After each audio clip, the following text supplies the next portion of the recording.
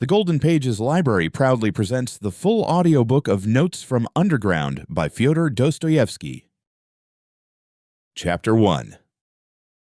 I am a sick man. I am a spiteful man. I am an unattractive man. I believe my liver is diseased. However, I know nothing at all about my disease and do not know for certain what ails me. I don't consult a doctor for it and never have, though I have a respect for medicine and doctors. Besides, I am extremely superstitious, sufficiently so to respect medicine anyway. I am well educated enough not to be superstitious, but I am superstitious. No, I refuse to consult a doctor from spite. That you probably will not understand. Well, I understand it, though. Of course, I can't explain who it is precisely that I am mortifying in this case by my spite. I am perfectly well aware that I cannot pay out the doctors by not consulting them. I know better than anyone that by all this I am only injuring myself and no one else. But still, if I don't consult a doctor, it is from spite. My liver is bad. Well, let it get worse. I have been going on like that for a long time, 20 years. Now I am 40. I used to be in the government service, but am no longer. I was a spiteful official. I was rude and took pleasure in being so. I did not take bribes, you see, so I was bound to find a recompense in that at least. A poor jest, but I will not scratch it out. I wrote it thinking it would sound very witty, but now that I have seen myself that I only wanted to show off in a despicable way, I will not scratch it out on purpose. When petitioners used to come for information to the table at which I sat, I used to grind my teeth at them, and felt intense enjoyment when I succeeded in making anybody unhappy. I almost did succeed. For the most part, they were all timid people. Of course, they were petitioners. But of the uppish ones, there was one officer in particular I could not endure. He simply would not be humble, and clanked his sword in a disgusting way. I carried on a feud with him for 18 months over that sword. At last, I got the better of him. He left off clanking it. That happened in my youth, though. But do you know, gentlemen, what was the chief point about my spite? Why, the whole point. The real sting of it lay in the fact that continually, even in the moment of the acutest spleen, I was inwardly conscious with shame that I was not only not a spiteful but not even an embittered man, that I was simply scaring sparrows at random and amusing myself by it. I might foam at the mouth, but bring me a doll to play with, give me a cup of tea with sugar in it, and maybe I should be appeased. I might even be genuinely touched, though probably I should grind my teeth at myself afterwards and lie awake at night with shame for months after. That was my way. I was lying when I said just now that I was a spiteful official. I was lying from spite. I was simply amusing myself with the petitioners and with the officer, and in reality, I never could become spiteful. I was conscious every moment in myself of many, very many elements absolutely opposite to that. I felt them positively swarming in me, these opposite elements.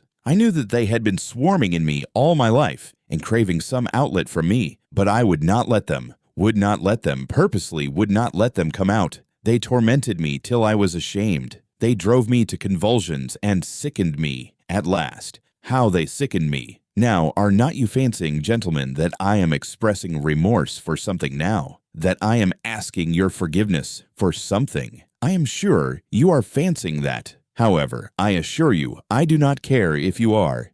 It was not only that I could not become spiteful, I did not know how to become anything. Neither spiteful nor kind, neither a rascal nor an honest man, neither a hero nor an insect. Now, I am living out my life in my corner, taunting myself with the spiteful and useless consolation that an intelligent man cannot become anything seriously, and it is only the fool who becomes anything. Yes, a man in the 19th century must, and morally ought to be, preeminently a characterless creature. A man of character, an active man, is preeminently a limited creature. That is my conviction of 40 years. I am 40 years old now. And you know 40 years is a whole lifetime. You know it is extreme old age. To live longer than 40 years is bad manners, is vulgar, immoral. Who does live beyond 40? Answer that sincerely and honestly. I will tell you who do. Fools and worthless fellows. I tell all old men that to their face. All these venerable old men.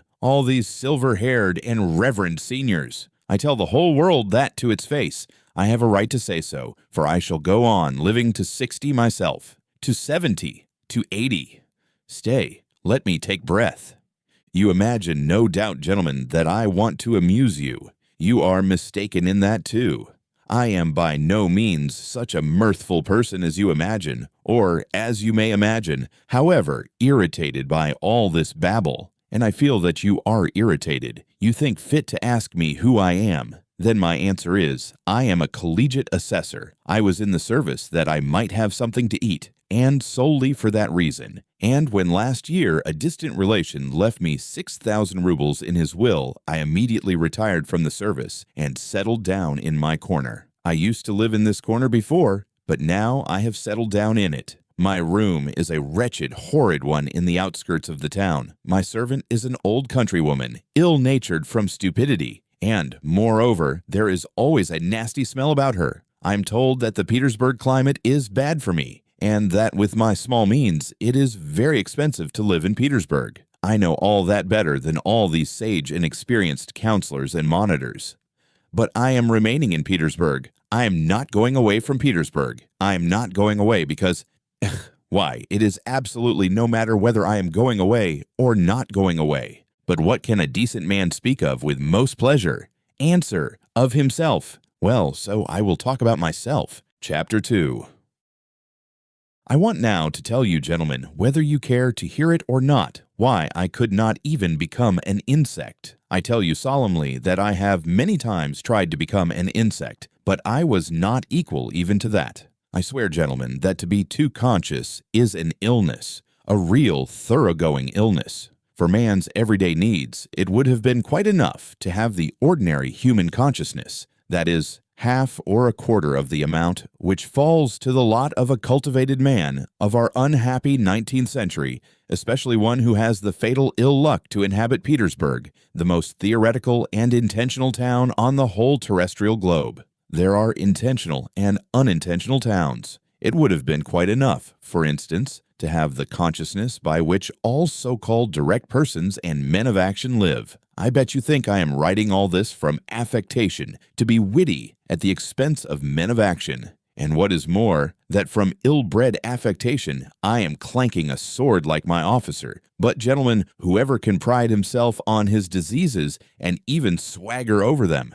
Though after all, everyone does do that. People do pride themselves on their diseases, and I do, maybe, more than anyone. We will not dispute it. My contention was absurd. But yet I am firmly persuaded that a great deal of consciousness, every sort of consciousness, in fact, is a disease. I stick to that. Let us leave that too for a minute. Tell me this. Why does it happen that at the very moments when I am most capable of feeling every refinement of all that is good and beautiful, as they used to say at one time, it would, as though of design, happen to me not only to feel, but to do such ugly things, such that, well, in short, actions that all perhaps commit, but which, as though purposely occurred to me at the very time when I was most conscious that they ought not to be committed. The more conscious I was of goodness and of all that was good and beautiful, the more deeply I sank into my mire, and the more ready I was to sink in it altogether. But the chief point was that all this was, as it were, not accidental in me, but as though it were bound to be so. It was as though it were my most normal condition, and not in the least disease or depravity, so that at last all desire in me to struggle against this depravity passed. It ended by my almost believing, perhaps actually believing, that this was perhaps my normal condition. But at first, in the beginning, what agonies I endured in that struggle! I did not believe it was the same with other people, and all my life I hid this fact about myself as a secret. I was ashamed. Even now, perhaps, I am ashamed. I got to the point of feeling a sort of secret, abnormal, despicable enjoyment in returning home to my corner on some disgusting Petersburg night, acutely conscious that that day I had committed a loathsome action again, that what was done could never be undone, and secretly, inwardly gnawing at myself for it, tearing and consuming myself, till at last the bitterness turned into a sort of shameful, accursed sweetness, and at last into positive, real enjoyment. Yes, into enjoyment. I insist upon that. I have spoken of this because I keep wanting to know for a fact whether other people feel such enjoyment. I will explain. The enjoyment was just from the too intense consciousness of one's own degradation. It was from feeling oneself that one had reached the last barrier, that it was horrible, but that it could not be otherwise, that there was no escape for you, that you never could become a different man, that even if time and faith were still left, you to change into something different, you would most likely not wish to change. Or if you did wish to, even then you would do nothing, because perhaps in reality there was nothing for you to change into. And the worst of it was, and the root of it all, that it was all in accord with the normal fundamental laws of overacute consciousness, and with the inertia that was the direct result of those laws, and that consequently one was not only unable to change, but could do absolutely nothing. Thus it would follow, as the result of acute consciousness, that one is not to blame in being a scoundrel, as though that were any consolation to the scoundrel once he has come to realize that he actually is a scoundrel. But enough. I have talked a lot of nonsense, but what have I explained? How is enjoyment in this to be explained? But I will explain it. I will get to the bottom of it. That is why I have taken up my pen. I, for instance, have a great deal of amour propre. I am as suspicious and prone to take offense as a humpback or a dwarf. But upon my word, I sometimes have had moments when if I had happened to be slapped in the face, I should, perhaps, have been positively glad of it. I say in earnest that I should probably have been able to discover even in that a peculiar sort of enjoyment, the enjoyment, of course, of despair. But in despair, there are the most intense enjoyments, especially when one is very acutely conscious of the hopelessness of one's position, and when one is slapped in the face. Why then the consciousness of being rubbed into a pulp would positively overwhelm one. The worst of it is, look at it which way one will, it still turns out that I was always the most to blame in everything, and what is most humiliating of all, to blame for no fault of my own, but, so to say, through the laws of nature. In the first place, to blame because I am cleverer than any of the people surrounding me. I have always considered myself cleverer than any of the people surrounding me, and sometimes, would you believe it, have been positively ashamed of it. At any rate, I have all my life, as it were, turned my eyes away and never could look people straight in the face. To blame, finally, because even if I had had magnanimity, I should only have had more suffering from the sense of its uselessness. I should certainly have never been able to do anything from being magnanimous, neither to forgive, for my assailant would perhaps have slapped me from the laws of nature, and one cannot forgive the laws of nature, nor to forget, for even if it were owing to the laws of nature, it is insulting all the same. Finally, even if I had wanted to be anything but magnanimous, had desired on the contrary to revenge myself on my assailant, I could not have revenged myself on anyone for anything, because I should certainly never have made up my mind to do anything, even if I had been able to. Why should I not have made up my mind? About that in particular, I want to say a few words. Chapter 3. With people who know how to revenge themselves and to stand up for themselves in general, how is it done? Why, when they are possessed, let us suppose, by the feeling of revenge, then for the time there is nothing else but that feeling left in their whole being. Such a gentleman simply dashes straight for his object like an infuriated bull with its horns down, and nothing but a wall will stop him. By the way, facing the wall, such gentlemen, that is, the direct persons and men of action, are genuinely nonplussed. For them, a wall is not an evasion, as for us people who think and consequently do nothing. It is not an excuse for turning aside, an excuse for which we are always very glad, though we scarcely believe in it ourselves, as a rule. No, they are nonplussed in all sincerity. The wall has for them something tranquilizing, morally soothing, final, maybe even something mysterious, but of the wall later. Well, such a direct person I regard as the real normal man, as his tender mother nature wished to see him when she graciously brought him into being on the earth. I envy such a man till I am green in the face. He is stupid. I am not disputing that, but perhaps the normal man should be stupid. How do you know? Perhaps it is very beautiful, in fact.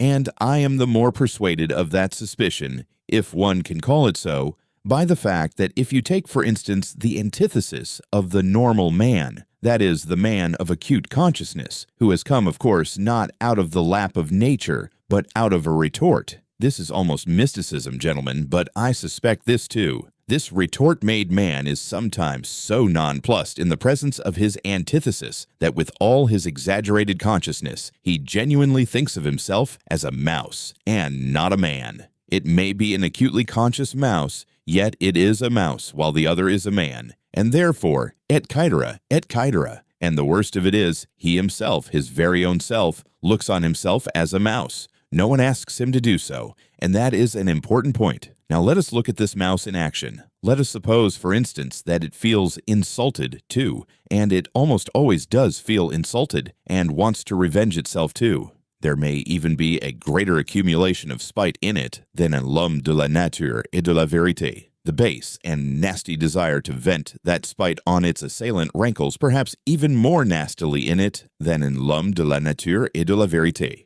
For through his innate stupidity, the latter looks upon his revenge as just as pure and simple, while in consequence of his acute consciousness, the mouse does not believe in the justice of it. To come at last to the deed itself, to the very act of revenge. Apart from the one fundamental nastiness, the luckless mouse succeeds in creating around it so many other nastinesses in the form of doubts and questions. Adds to the one question so many unsettled questions that there inevitably works up around it a sort of fatal brew, a stinking mess made up of its doubts, emotions, and of the contempt spat upon it by the direct men of action who stand solemnly about it as judges and arbitrators, laughing at it till their healthy sides ache. Of course, the only thing left for it is to dismiss all that with a wave of its paw, and with a smile of assumed contempt in which it does not even itself believe, creep ignominiously into its mousehole. There, in its nasty, stinking underground home,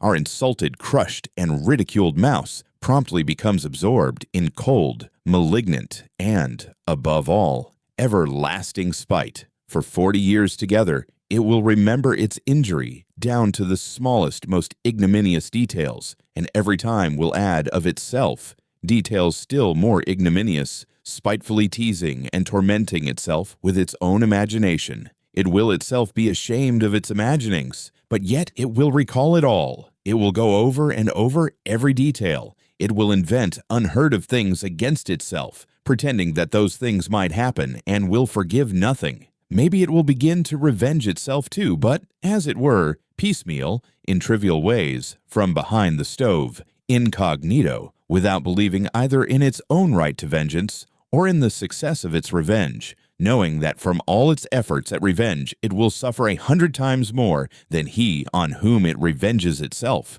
while he, I dare say, will not even scratch himself. On its deathbed it will recall it all over again, with interest accumulated over all the years, but it is just in that cold, abominable half-despair, half-belief, in that conscious bearing oneself alive for grief in the underworld for 40 years, in that acutely recognized and yet partly doubtful hopelessness of one's position, in that hell of unsatisfied desires turned inward, in that fever of oscillations, of resolutions determined forever and repented of again a minute later, that the savor of that strange enjoyment of which I have spoken lies. It is so subtle, so difficult of analysis, that persons who are a little limited, or even simply persons of strong nerves, will not understand a single atom of it. Possibly you will add on your own account with a grin. People will not understand it either who have never received a slap in the face, and in that way you will politely hint to me that I too perhaps have had the experience of a slap in the face in my life,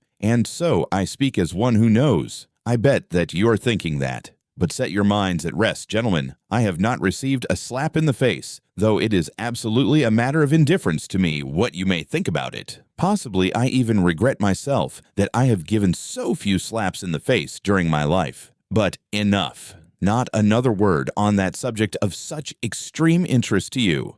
I will continue calmly concerning persons with strong nerves who do not understand a certain refinement of enjoyment, though in certain circumstances these gentlemen bellow their loudest like bulls, though this, let us suppose, does them the greatest credit. Yet, as I have said already, confronted with the impossible, they subside at once. The impossible means the stone wall. What stone wall? Why, of course, the laws of nature, the deductions of natural science, mathematics. As soon as they prove to you, for instance, that you are descended from a monkey, then it is no use scowling, accept it for a fact. When they prove to you that in reality, one drop of your own fat must be dearer to you than 100,000 of your fellow creatures, and that this conclusion is the final solution of all so-called virtues and duties and all such prejudices and fancies, then you have just to accept it. There is no help for it, for twice two is a law of mathematics. Just try refuting it. Upon my word, they will shout at you. It is no use protesting. It is a case of twice two makes four. Nature does not ask your permission. She has nothing to do with your wishes. And whether you like her laws or dislike them, you are bound to accept her as she is, and consequently, all her conclusions. A wall, you see, is a wall. And so on, and so on.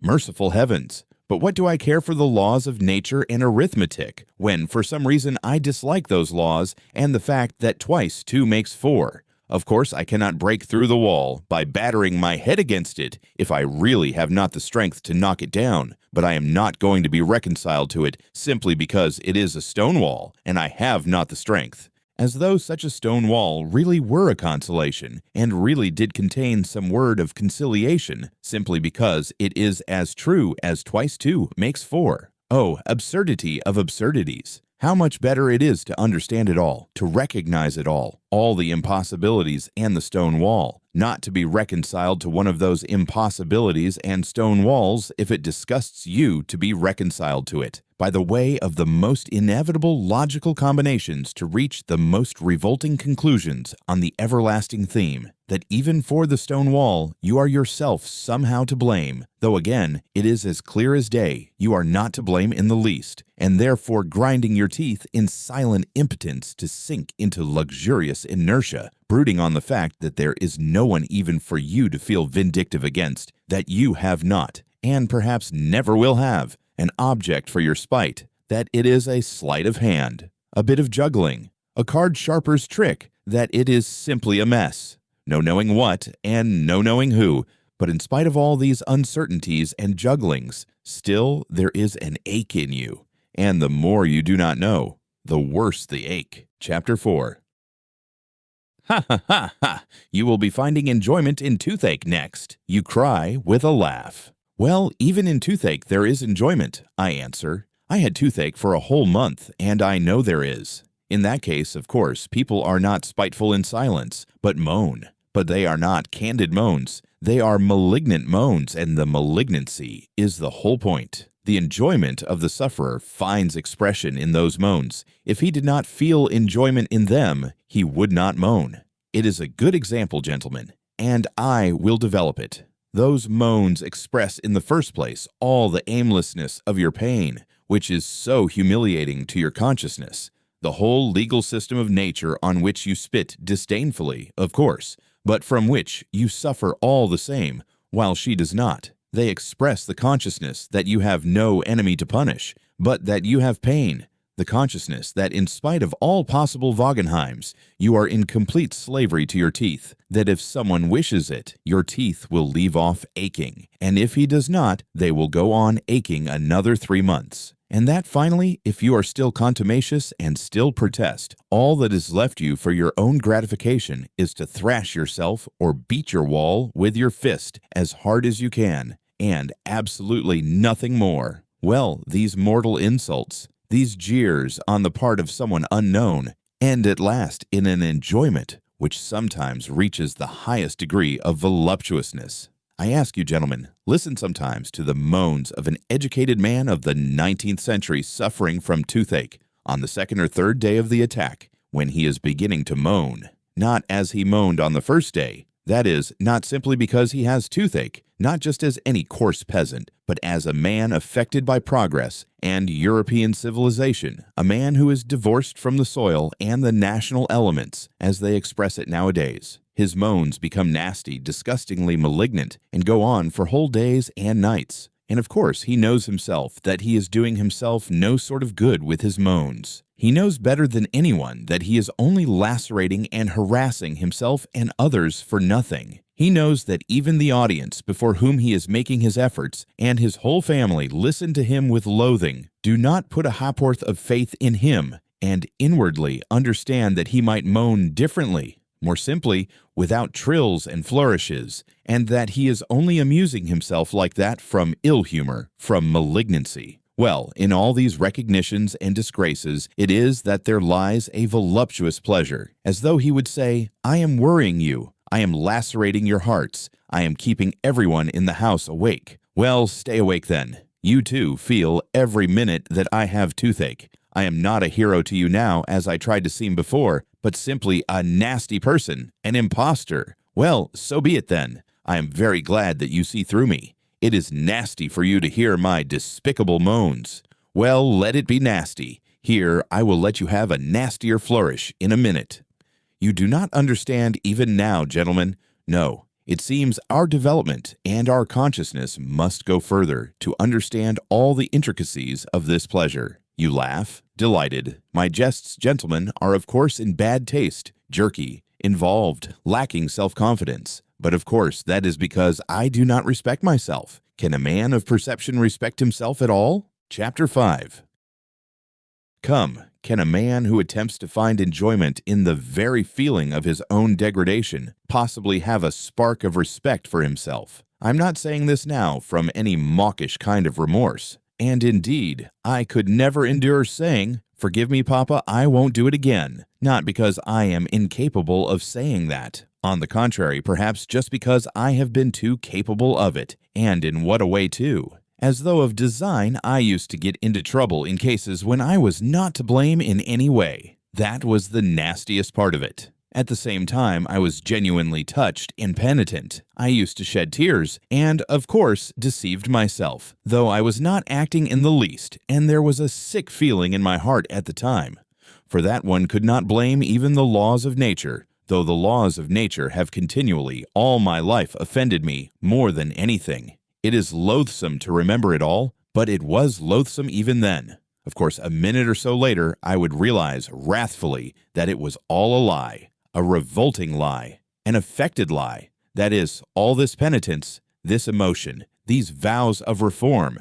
You will ask, why did I worry myself with such antics? Answer, because it was very dull to sit with one's hands folded, and so one began cutting capers. That is really it. Observe yourselves more carefully, gentlemen, then you will understand that it is so. I invented adventures for myself and made up a life, so as at least to live in some way. How many times it has happened to me. Well, for instance, to take offense simply on purpose, for nothing. And one knows oneself, of course, that one is offended at nothing, that one is putting it on, but yet one brings oneself at last to the point of being really offended. All my life I have had an impulse to play such pranks, so that in the end I could not control it in myself. Another time, twice in fact, I tried hard to be in love. I suffered too, gentlemen, I assure you. In the depth of my heart, there was no faith in my suffering, only a faint stir of mockery. But yet I did suffer, and in the real orthodox way. I was jealous beside myself. And it was all from ennui, gentlemen, all from ennui. Inertia overcame me. You know, the direct, legitimate fruit of consciousness is inertia, that is, conscious sitting with the hands folded. I have referred to this already. I repeat with emphasis. All direct persons and men of action are active just because they are stupid and limited. How explain that? I will tell you, in consequence of their limitation, they take immediate and secondary causes for primary ones, and in that way persuade themselves more quickly and easily than other people do that they have found an infallible foundation for their activity, and their minds are at ease, and you know that is the chief thing. To begin to act, you know, you must first have your mind completely at ease and no trace of doubt left in it. Why? How am I, for example, to set my mind at rest? Where are the primary causes on which I am to build? Where are my foundations? Where am I to get them from? I exercise myself in reflection, and consequently with me, every primary cause at once draws after itself another still more primary, and so on to infinity. That is just the essence of every sort of consciousness and reflection. It must be a case of the laws of nature again. What is the result of it in the end? Why, just the same. Remember, I spoke just now of vengeance. I am sure you did not take it in. I said that a man revenges himself because he sees justice in it. Therefore, he has found a primary cause, that is, justice, and so he is at rest on all sides, and consequently he carries out his revenge calmly and successfully, being persuaded that he is doing a just and honest thing. But I see no justice in it. I find no sort of virtue in it either, and consequently, if I attempt to revenge myself, it is only out of spite. Spite, of course, might overcome everything, all my doubts, and so might serve quite successfully in place of a primary cause, precisely because it is not a cause. But what is to be done if I have not even spite? I began with that just now, you know. In consequence, again, of those accursed laws of consciousness, anger in me is subject to chemical disintegration. You look into it, the object flies off into air, your reasons evaporate, the criminal is not to be found, the wrong becomes not a wrong, but a phantom, something like the toothache, for which no one is to blame,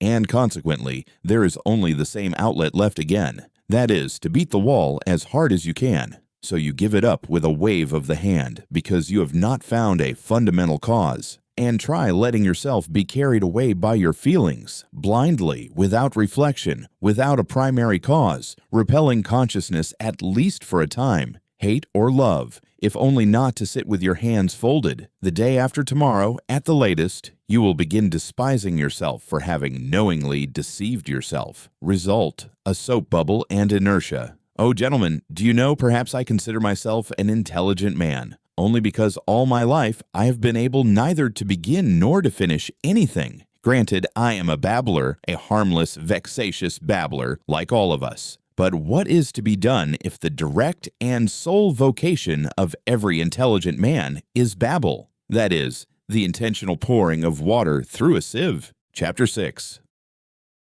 Oh, if I had done nothing simply from laziness! Heavens, how I should have respected myself then! I should have respected myself because I should at least have been capable of being lazy. There would at least have been one quality, as it were, positive in me, in which I could have believed myself. Question: what is he? Answer: a sluggard. How very pleasant it would have been to hear that of oneself. It would mean that I was positively defined. It would mean that there was something to say about me. Sluggard. Why, it is a calling and vocation. It is a career. Do not jest. It is so. I should then be a member of the best club by right, and should find my occupation in continually respecting myself. I knew a gentleman who prided himself all his life on being a connoisseur of Lafitte. He considered this as his positive virtue, and never doubted himself. He died, not simply with a tranquil, but with a triumphant conscience, and he was quite right too. Then I should have chosen a career for myself. I should have been a sluggard and a glutton, not a simple one, but, for instance, one with sympathies for everything good and beautiful. How do you like that? I have long had visions of it. That good and beautiful weighs heavily on my mind at 40, but that is at 40. Then, then it would have been different. I should have found for myself a form of activity, in keeping with it, to be precise, drinking to the health of everything good and beautiful. I should have snatched at every opportunity to drop a tear into my glass, and then to drain it to all that is good and beautiful. I should then have turned everything into the good and the beautiful. In the nastiest, unquestionable trash, I should have sought out the good and the beautiful. I should have exuded tears like a wet sponge. An artist, for instance, paints a picture worthy of Gay. At once, I drink to the health of the artist who painted the picture worthy of Gay, because I love all that is good and beautiful. An author has written As You Will. At once, I drink to the health of anyone you will, because I love all that is good and beautiful. I should claim respect for doing so. I should persecute anyone who would not show me respect. I should live at ease. I should die with dignity. Why, it is charming, perfectly charming. And what a good round belly I should have grown. What a treble chin I should have established. What a ruby nose I should have colored for myself, so that everyone would have said, looking at me, here is an asset. Here is something real and solid. And say what you like, it is very agreeable to hear such remarks about oneself in this negative age. Chapter 7.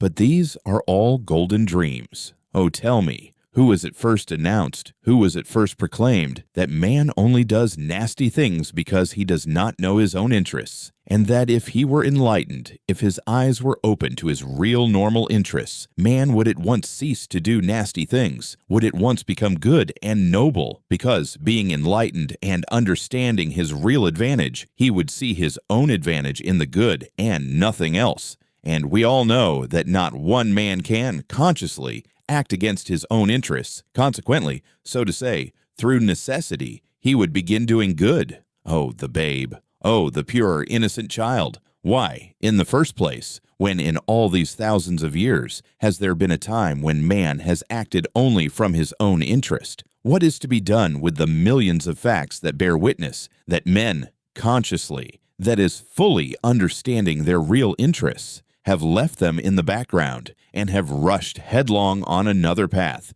to meet peril and danger, compelled to this course by nobody and by nothing, but, as it were, simply disliking the beaten track, and have obstinately, willfully struck out another difficult, absurd way, seeking it almost in the darkness. So, I suppose, this obstinacy and perversity were pleasanter to them than any advantage.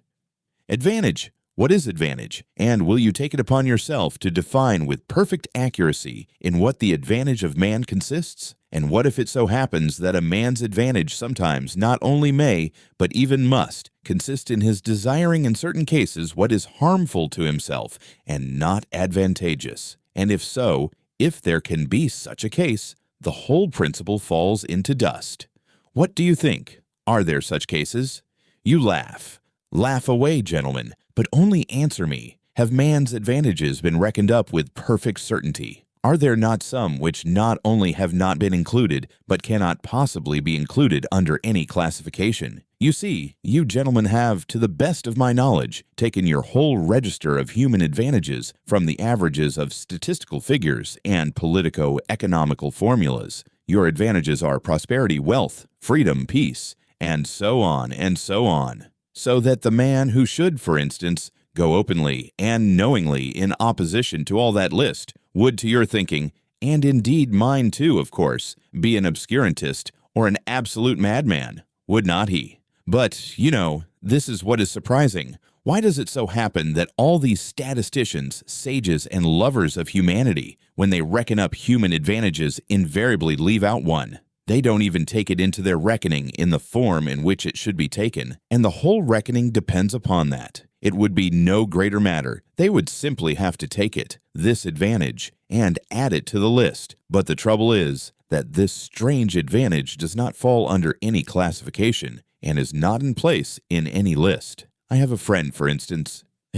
Gentlemen, but of course, he is your friend too. And indeed, there is no one to whom he is not a friend. When he prepares for any undertaking, this gentleman immediately explains to you, elegantly and clearly, exactly how he must act in accordance with the laws of reason and truth. What is more, he will talk to you with excitement and passion of the true normal interests of man. With irony, he will upbraid the short-sighted fools who do not understand their own interests, nor the true significance of virtue. And within a quarter of an hour, without any sudden outside provocation, but simply through something inside him which is stronger than all his interests, he will go off on quite a different tack. That is, act in direct opposition to what he has just been saying about himself, in opposition to the laws of reason, in opposition to his own advantage, in fact, in opposition to everything. I warn you that my friend is a compound personality, and therefore it is difficult to blame him as an individual. The fact is, gentlemen, it seems there must really exist something that is dearer to almost every man than his greatest advantages. Or, not to be illogical, there is a most advantageous advantage, the very one omitted of which we spoke just now, which is more important and more advantageous than all other advantages, for the sake of which a man, if necessary, is ready to act in opposition to all laws. That is, in opposition to reason, honor, peace, prosperity. In fact, in opposition to all those excellent and useful things, if only he can attain that fundamental, most advantageous advantage which is dearer to him than all. Yes, but its advantage all the same, you will retort. But excuse me, I'll make the point clear, and it is not a case of playing upon words. What matters is that this advantage is remarkable from the very fact that it breaks down all our classifications and continually shatters every system constructed by lovers of mankind for the benefit of mankind. In fact, it upsets everything. But before I mention this advantage to you, I want to compromise myself personally, and therefore I boldly declare that all these fine systems, all these theories for explaining to mankind their real normal interests, in order that inevitably striving to pursue these interests, they may at once become good and noble, are, in my opinion so far, mere logical exercises. Yes, logical exercises. Why? To maintain this theory of the regeneration of mankind by means of the pursuit of his own advantage is, to my mind, almost the same thing as to affirm, for instance, following Buckle, that through civilization mankind becomes softer and consequently less bloodthirsty and less fitted for warfare. Logically, it does seem to follow from his arguments. But man has such a predilection for systems and abstract deductions that he is ready to distort the truth intentionally. He is ready to deny the evidence of his senses only to justify his logic. I take this example because it is the most glaring instance of it. Only look about you. Blood is being spilt in streams, and in the merriest way, as though it were champagne. Take the whole of the 19th century in which Buckle lived. Take Napoleon, the Great, and also the present one. Take North America, the Eternal Union. Take the farce of Schleswig-Holstein. And what is it that civilization softens in us? The only gain of civilization for mankind is the greater capacity for variety of sensations, and absolutely nothing more. And through the development of this many-sidedness, man may come to finding enjoyment in bloodshed. In fact, this has already happened to him. Have you noticed that it is the most civilized gentlemen who have been the subtlest slaughterers, to whom the Attilas and Stenka-Razens could not hold a candle? And if they are not so conspicuous as the Attilas and Stenka-Razens, it is simply because they are so often met with, are so ordinary, and have become so familiar to us. In any case, civilization has made mankind, if not more bloodthirsty, at least more vilely, more loathsomely bloodthirsty. In old days he saw justice in bloodshed, and with his conscience at peace exterminated those he thought proper. Now we do think bloodshed abominable, and yet we engage in this abomination, and with more energy than ever. Which is worse? Decide that for yourselves. They say that Cleopatra, excuse an instance from Roman history, was fond of sticking gold pins into her slave girls' breasts and derived gratification from their screams and writhings. You will say that that was in the comparatively barbarous times. That these are barbarous times too, because also, comparatively speaking, pins are stuck in even now. That though man has now learned to see more clearly than in barbarous ages, he is still far from having learnt to act as reason and science would dictate. But yet you are fully convinced that he will be sure to learn when he gets rid of certain old bad habits, and when common sense and science have completely re-educated human nature and turned it in a normal direction. You are confident that then man will cease from intentional error and will, so to say, be compelled not to want to set his will against his normal interests. That is not all. Then you say, science itself will teach man, though to my mind it's a superfluous luxury, that he never has really had any caprice or will of his own, and that he himself is something of the nature of a piano key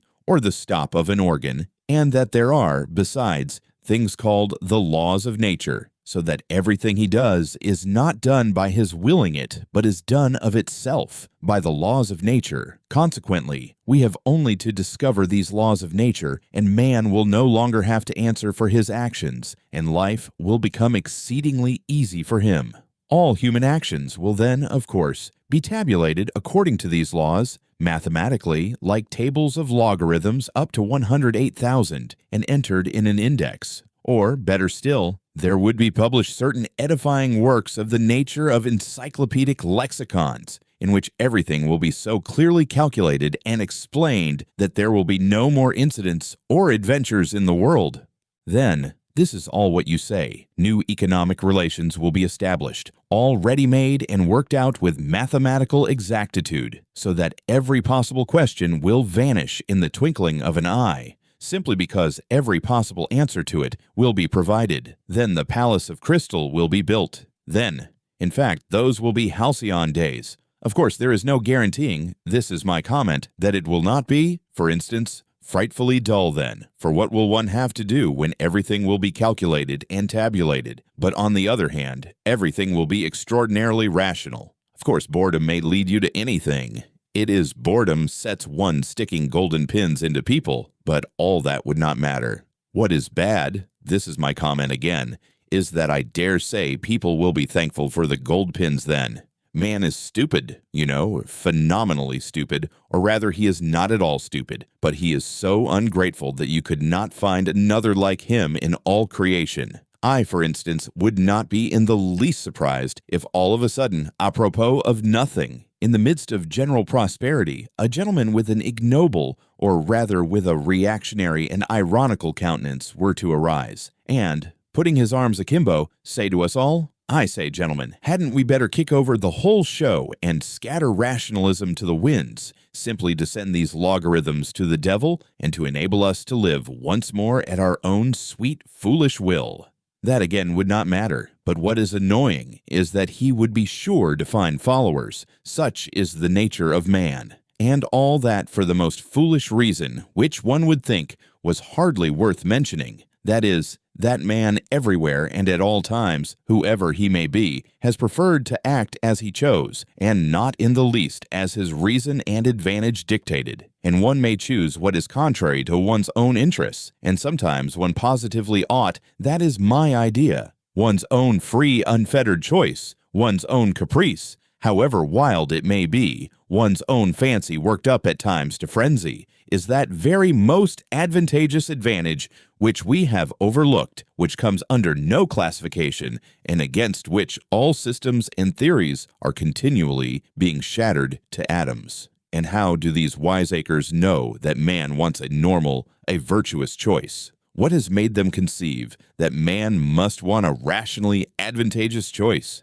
What man wants is simply independent choice, whatever that independence may cost, and wherever it may lead. And choice, of course, the devil only knows what choice. Chapter 8.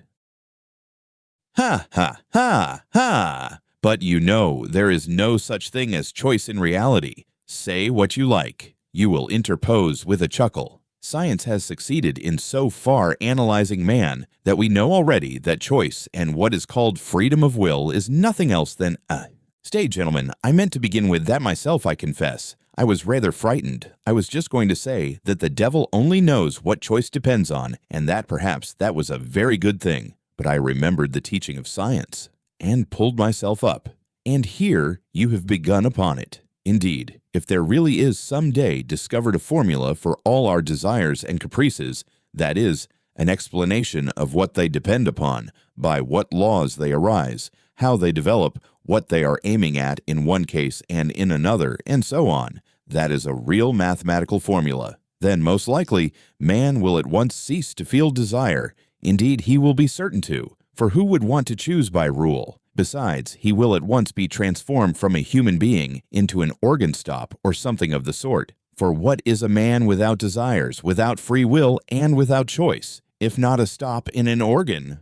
What do you think? Let us reckon the chances. Can such a thing happen or not?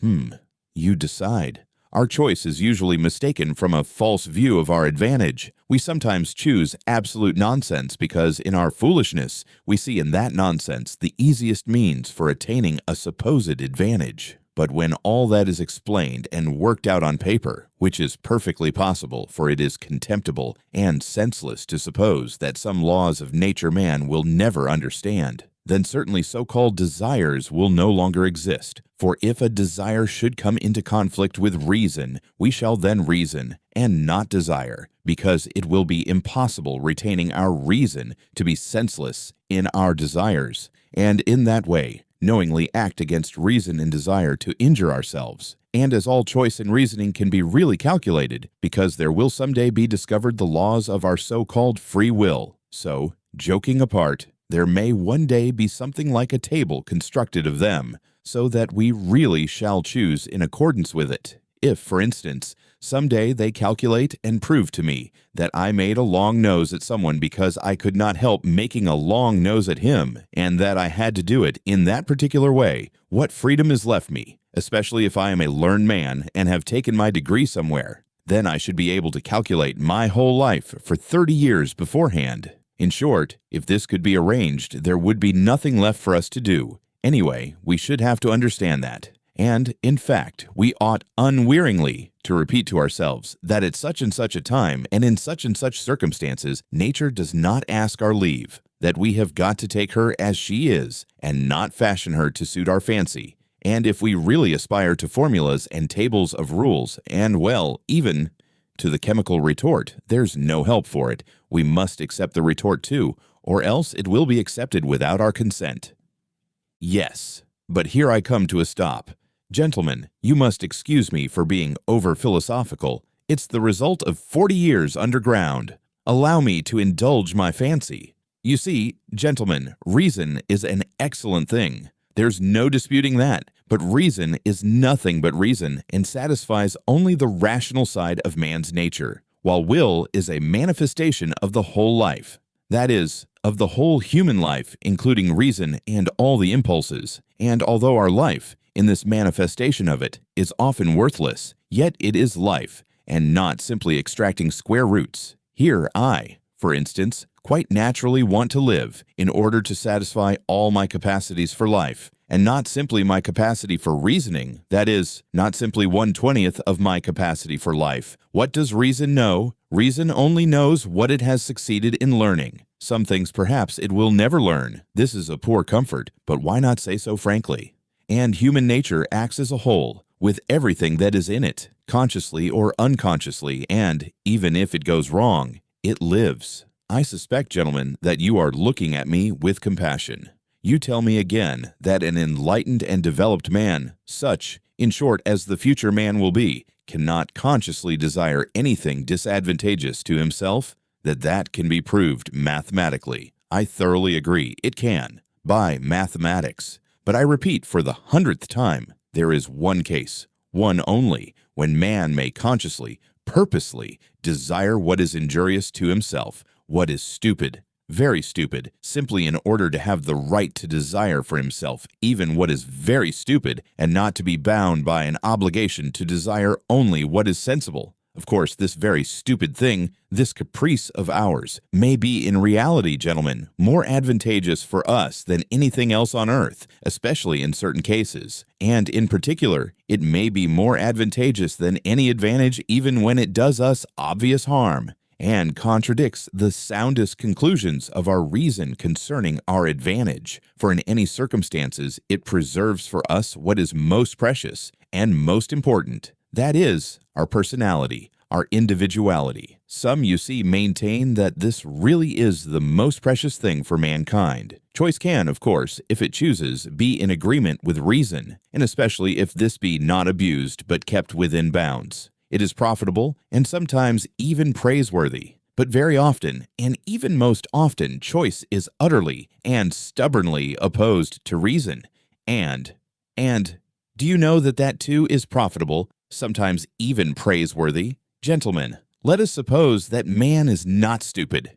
Indeed, one cannot refuse to suppose that, if only from the one consideration that if man is stupid, then who is wise? But if he is not stupid, he is monstrously ungrateful, phenomenally ungrateful. In fact, I believe that the best definition of man is the ungrateful biped. But that is not all. That is not his worst defect. His worst defect is his perpetual moral obliquity, perpetual from the days of the flood to the Schleswig-Holstein period. Moral obliquity and consequently lack of good sense. For it has long been accepted that lack of good sense is due to no other cause than moral obliquity. Put it to the test and cast your eyes upon the history of mankind.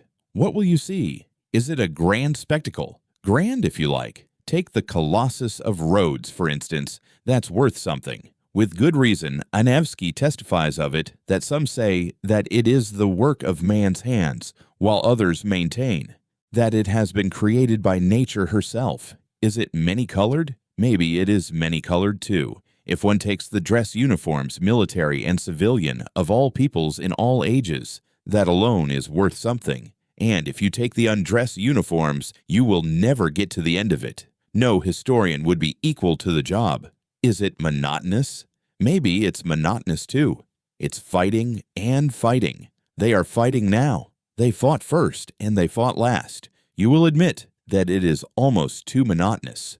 In short, one may say anything about the history of the world, anything that might enter the most disordered imagination. The only thing one can't say is that it's rational. The very word sticks in one's throat. And indeed, this is the odd thing that is continually happening. There are continually turning up in life moral and rational persons, sages and lovers of humanity, who make it their object to live all their lives as morally and rationally as possible, to be, so to speak, a light to their neighbors simply in order to show them that it is possible to live morally and rationally in this world. And yet we all know that those very people sooner or later have been false to themselves, playing some queer trick, often a most unseemly one. Now I ask you, what can be expected of man since he is a being endowed with strange qualities? Shower upon him every earthly blessing, drown him in a sea of happiness, so that nothing but bubbles of bliss can be seen on the surface.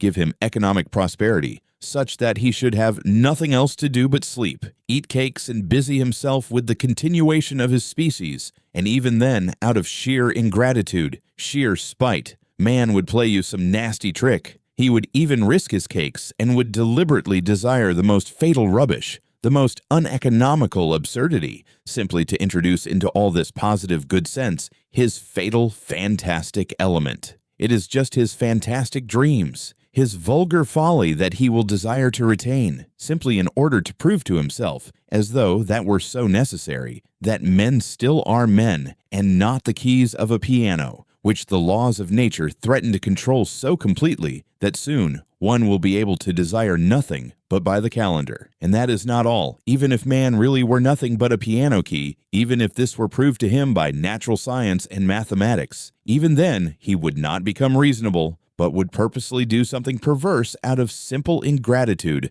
simply to gain his point. And if he does not find means, he will contrive destruction and chaos, will contrive sufferings of all sorts only to gain his point. He will launch a curse upon the world, and as only man can curse, it is his privilege. The primary distinction between him and other animals may be by his curse alone he will attain his object, that is, convince himself that he is a man and not a piano key. If you say that all this too can be calculated and tabulated, chaos and darkness and curses, so that the mere possibility of calculating it all beforehand would stop it all, and reason would reassert itself, then man would purposely go mad in order to be rid of reason and gain his point. I believe in it, I answer for it, for the whole work of man really seems to consist in nothing but proving to himself every minute that he is a man and not a piano key. It may be at the cost of his skin, it may be by cannibalism, and this being so, can one help being tempted to rejoice that it has not yet come off, and that desire still depends on something we don't know?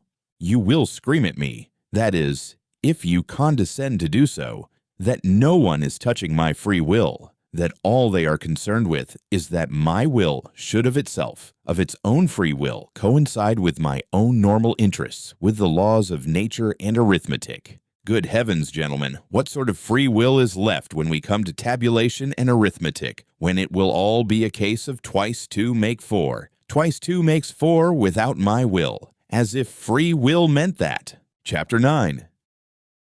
Gentlemen, I am joking, and I know myself that my jokes are not brilliant, but you know one can take everything as a joke. I am perhaps jesting against the grain. Gentlemen, I am tormented by questions. Answer them for me. You, for instance, want to cure men of their old habits and reform their will in accordance with science and good sense. But how do you know not only that it is possible, but also that it is desirable to reform man in that way? And what leads you to the conclusion that man's inclinations need reforming? In short, how do you know that such a reformation will be a benefit to man? And to go to the root of the matter, why are you so positively convinced that not to act against his real normal interests, guaranteed by the conclusions of reason and arithmetic, is certainly always advantageous for man, and must always be a law for mankind? So far, this is only your supposition. It may be the law of logic, but not the law of humanity. You think, gentlemen, perhaps that I am mad.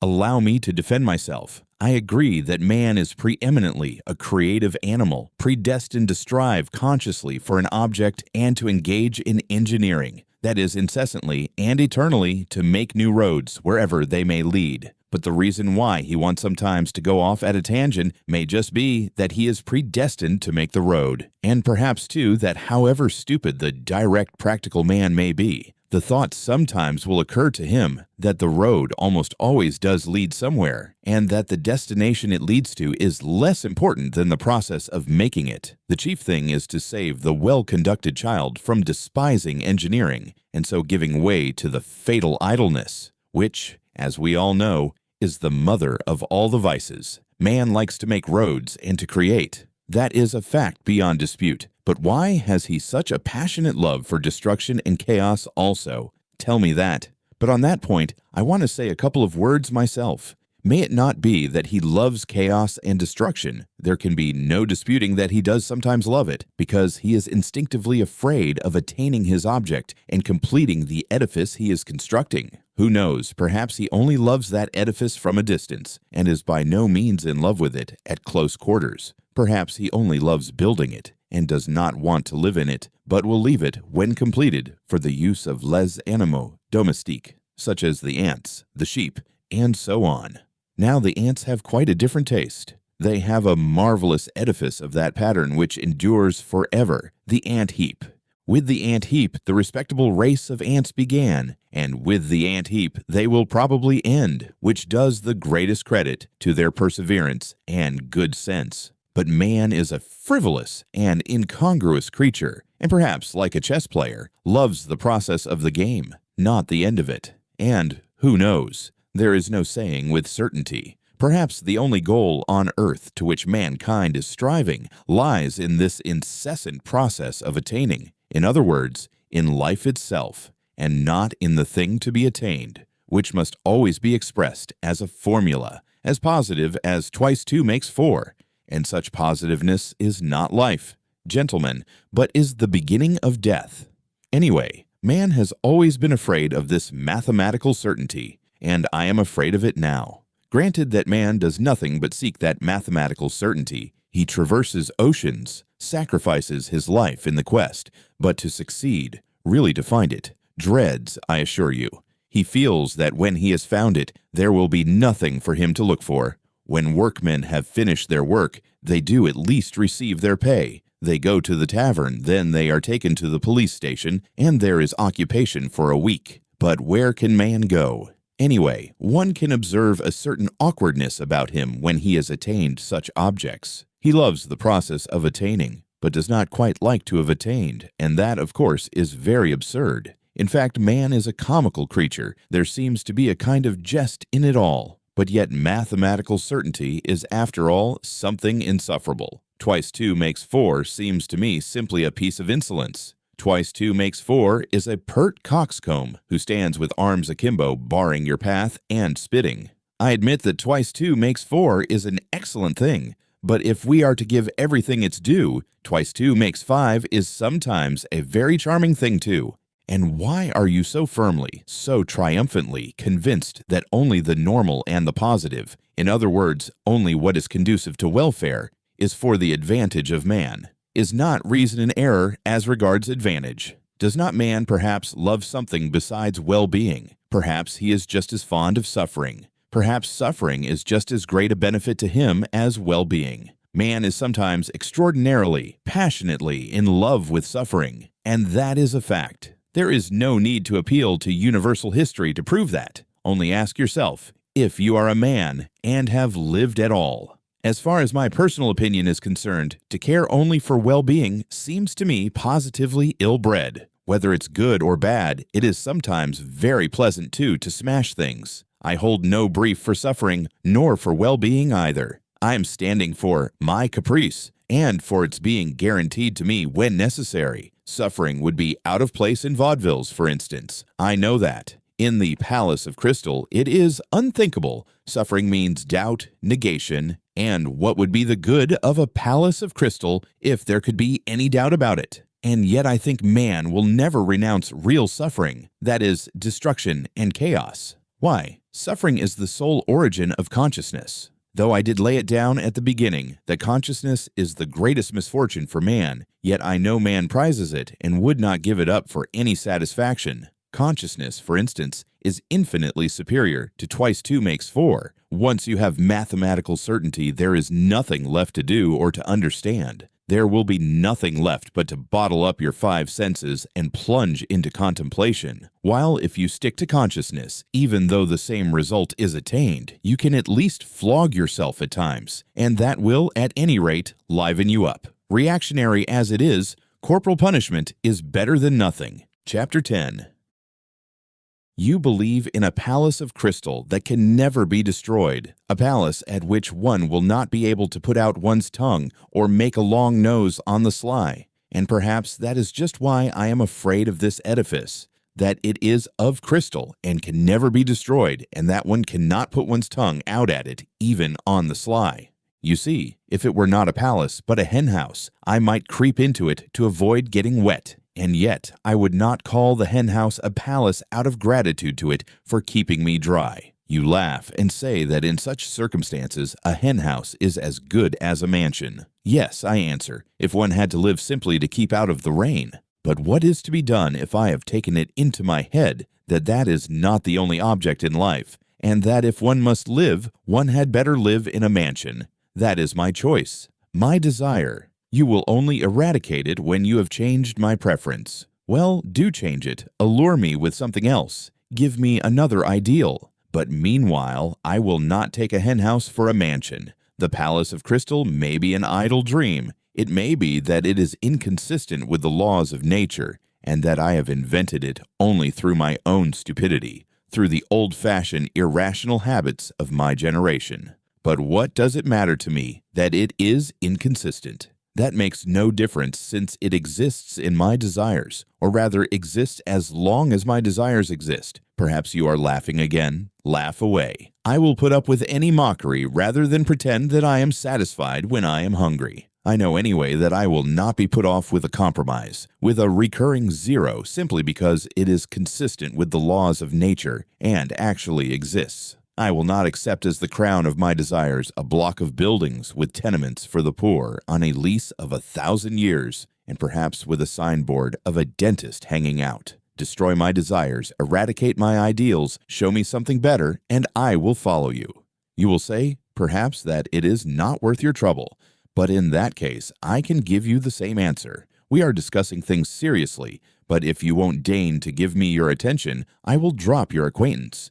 I can retreat into my underground hole, but while I am alive and have desires, I would rather my hand were withered off than bring 1 brick to such a building. Don't remind me that I have just rejected the palace of crystal for the sole reason that one cannot put out one's tongue at it. I did not say, because I am so fond of putting my tongue out. Perhaps the thing I resented was that of all your edifices, there has not been one at which one could not put out one's tongue. On the contrary, I would let my tongue be cut off out of gratitude if things could be so arranged that I should lose all desire to put it out. It is not my fault that things cannot be so arranged, and that one must be satisfied with model flats. Then why am I made with such desires? Can I have been constructed simply in order to come to the conclusion that all my construction is a cheat? Can this be my whole purpose? I do not believe it. But do you know what? I am convinced that we underground folk ought to be kept on a curb. Though we may sit 40 years underground without speaking, when we do come out into the light of day and break out, we talk and talk and talk. Chapter 11. The long and the short of it is, gentlemen, that it is better to do nothing, better conscious inertia, and so hurrah for underground. Though I have said that I envy the normal man to the last drop of my bile, yet I should not care to be in his place, such as he is now, though I shall not cease envying him. No. Anyway, the underground life is more advantageous. There, at any rate, one can— Oh, but even now I am lying. I am lying because I know myself that it is not underground that is better, but something different, quite different, for which I am thirsting. but which I cannot find. Damn underground! I will tell you another thing that would be better, and that is, if I myself believed in anything of what I have just written. I swear to you, gentlemen, there is not one thing, not one word of what I have written that I really believe. That is, I believe it perhaps, but at the same time I feel and suspect that I am lying like a cobbler. Then why have you written all this? You will say to me. I ought to put you underground for 40 years without anything to do, and then come to you in your cellar to find out what stage you have reached. How can a man be left with nothing to do for 40 years? Isn't that shameful? Isn't that humiliating? You will say, perhaps, wagging your heads contemptuously. You thirst for life and try to settle the problems of life by a logical tangle. And how persistent, how insolent are your sallies, and at the same time, what a scare you are in. You talk nonsense and are pleased with it. You say impudent things and are in continual alarm and apologizing for them. You declare that you are afraid of nothing, and at the same time try to ingratiate yourself in our good opinion. You declare that you are gnashing your teeth, and at the same time you try to be witty so as to amuse us. You know that your witticisms are not witty, but you are evidently well satisfied with their literary value. You may perhaps have really suffered, but you have no respect for your own suffering. You may have sincerity, but you have no modesty. Out of the pettiest vanity you expose your sincerity to publicity and ignominy. You doubtlessly mean to say something, but hide your last word through fear, because you have not the resolution to utter it, and only have a cowardly impudence. You boast of consciousness, but you are not sure of your ground, for though your mind works, yet your heart is darkened and corrupt, and you cannot have a full, genuine consciousness without a pure heart.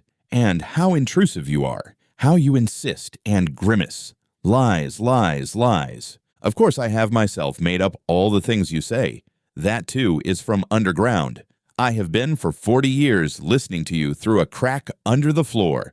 I have invented them myself. There was nothing else I could invent. It is no wonder that I have learned it by heart, and it has taken a literary form. But can you really be so credulous as to think that I will print all this and give it to you to read too? And another problem, why do I call you gentlemen? Why do I address you as though you really were my readers? Such confessions as I intend to make are never printed nor given to other people to read. Anyway, I am not strong-minded enough for that, and I don't see why I should be. But you see, a fancy has occurred to me, and I want to realize it at all costs. Let me explain. Every man has reminiscences which he would not tell to everyone, but only to his friends. He has other matters in his mind which he would not reveal even to his friends, but only to himself, and that in secret.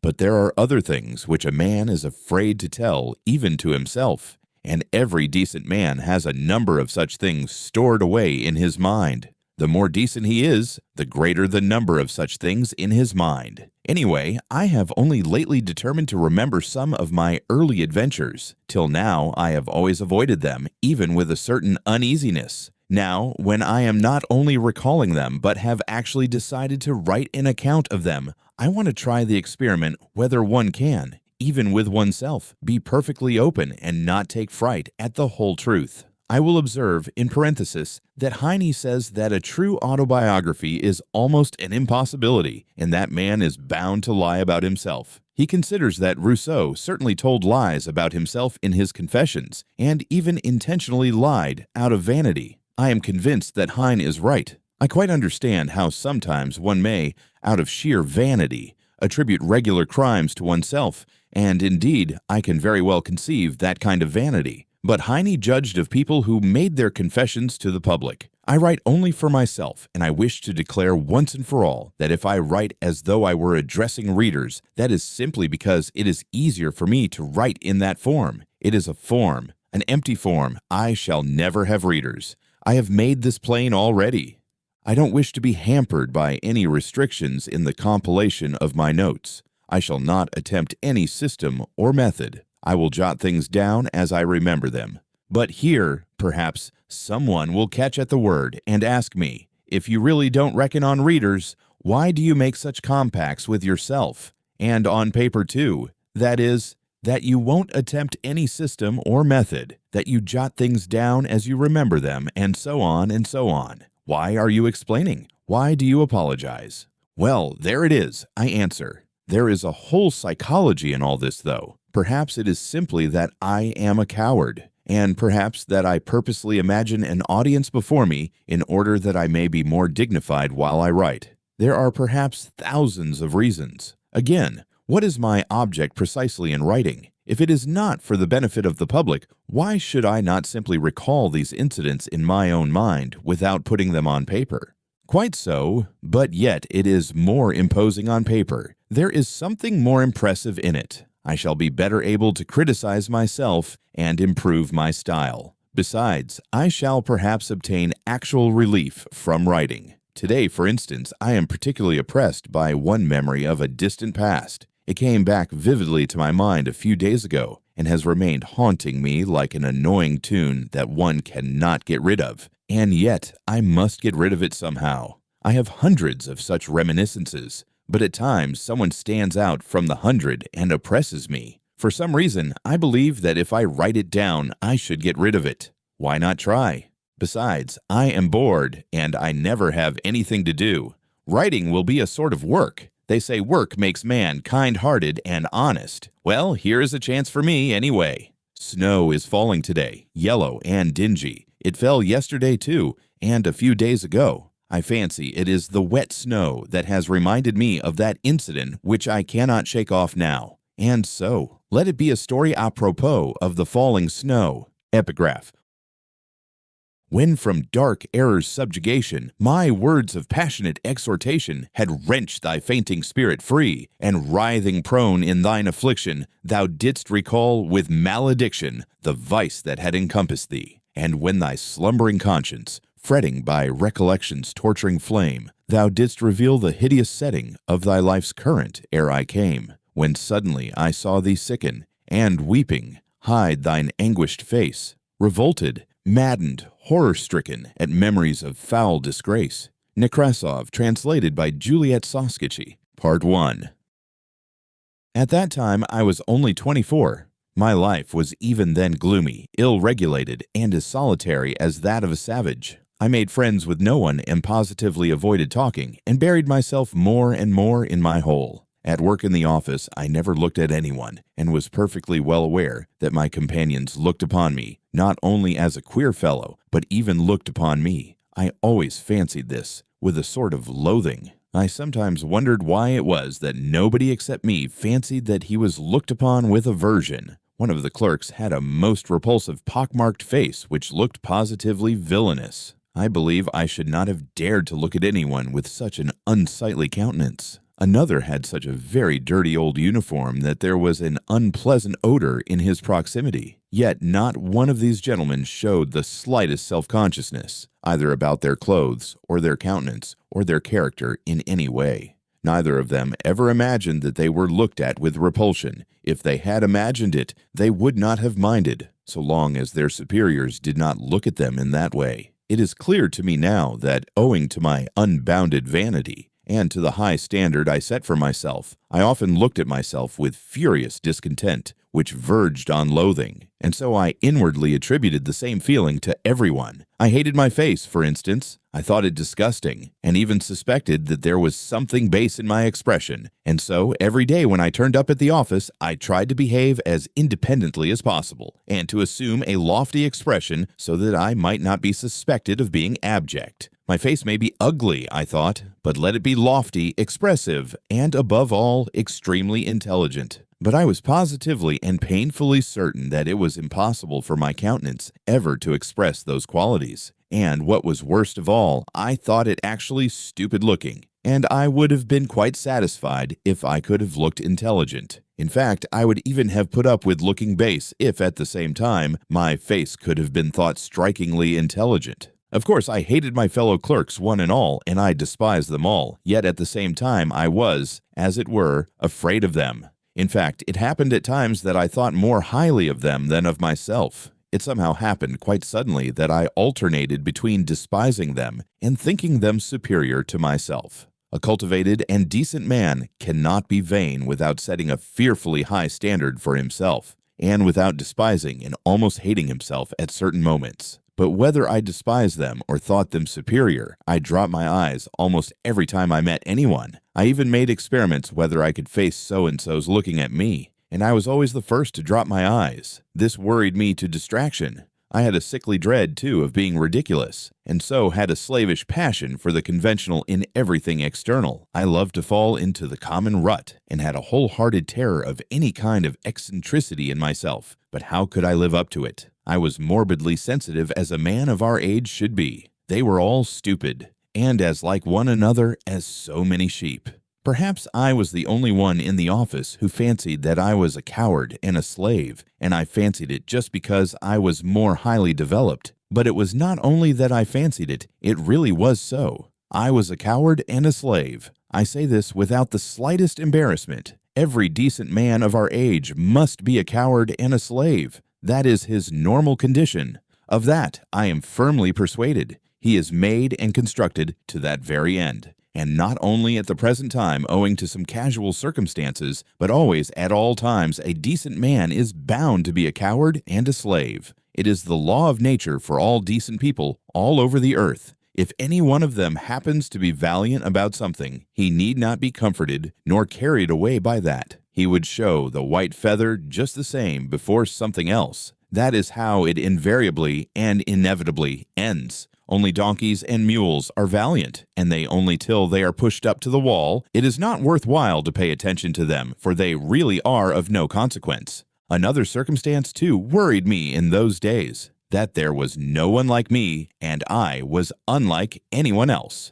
I am alone, and they are everyone, I thought, and pondered. From that it is evident that I was still a youngster. The very opposite sometimes happened. It was loathsome sometimes to go to the office. Things reached such a point that I often came home ill. But all at once, apropos of nothing, there would come a phase of skepticism and indifference. Everything happened in phases to me, and I would laugh myself at my intolerance and fastidiousness. I would reproach myself with being romantic. At one time I was unwilling to speak to anyone, while at other times I would not only talk, but go to the length of contemplating making friends with them. All my fastidiousness would suddenly, for no rhyme or reason, vanish.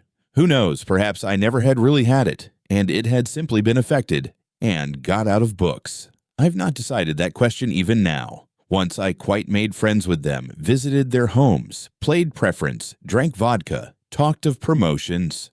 But here, let me make a digression. We Russians, speaking generally, have never had those foolish, transcendental romantics. German, and still more French, on whom nothing produces any effect. If there were an earthquake, if all France perished at the barricades, they would still be the same. They would not even have the decency to effect a change, but would still go on singing their transcendental songs to the hour of their death, because they are fools. We, in Russia, have no fools. That is well known. That is what distinguishes us from foreign lands. Consequently, these transcendental natures are not found amongst us in their pure form. The idea that they are is due to our realistic journalists and critics of that day, always on the lookout for Kostanzhoglos and Uncle Pyotr Ivanitch, and foolishly accepting them as our ideal. They have slandered our romantics, taking them for the same transcendental sort as in Germany or France. On the contrary, the characteristics of our romantics are absolutely and directly opposed to the transcendental European type, and no European standard can be applied to them. Allow me to make use of this word romantic, an old-fashioned and much respected word which has done good service and is familiar to all. The characteristics of our romantic are to understand everything, to see everything, and to see it often incomparably more clearly than our most realistic minds see it. To refuse to accept anyone or anything, but at the same time not to despise anything. To give way, to yield from policy, never to lose sight of a useful practical object, such as rent-free quarters at the government expense, pensions, decorations, to keep their eye on that object through all the enthusiasms and volumes of lyrical poems, and at the same time to preserve the good and the beautiful inviolate within them to the hour of their death, and to preserve themselves also, incidentally, like some precious jewel wrapped in cotton wool, if only for the benefit of the good and the beautiful. Our romantic is a man of great breadth, and the greatest rogue of all our rogues, I assure you.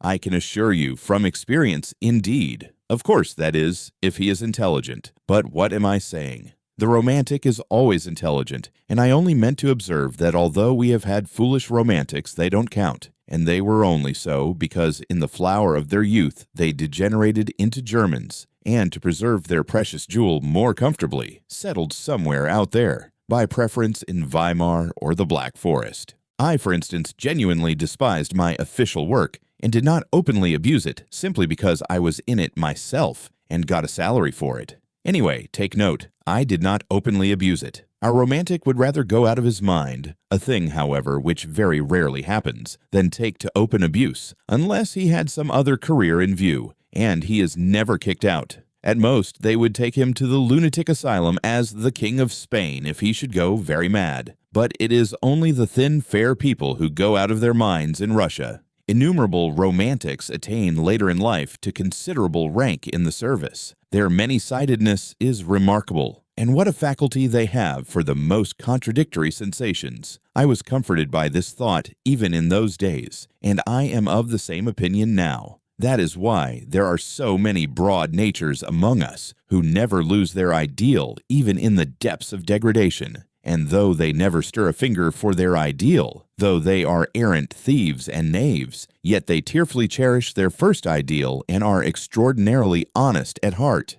Yes, it is only among us that the most incorrigible rogue can be absolutely and loftily honest at heart without in the least ceasing to be a rogue. I repeat, our romantics frequently become such accomplished rascals, I use the term rascals affectionately, suddenly display such a sense of reality and practical knowledge that their bewildered superiors and the public generally can only ejaculate in amazement. Their many-sidedness is really amazing, and goodness knows what it may develop into later on, and what the future has in store for us. It is not a poor material. I do not say this from any foolish or boastful patriotism, but I feel sure that you are again imagining that I am joking. Or perhaps it's just the contrary, and you are convinced that I really think so.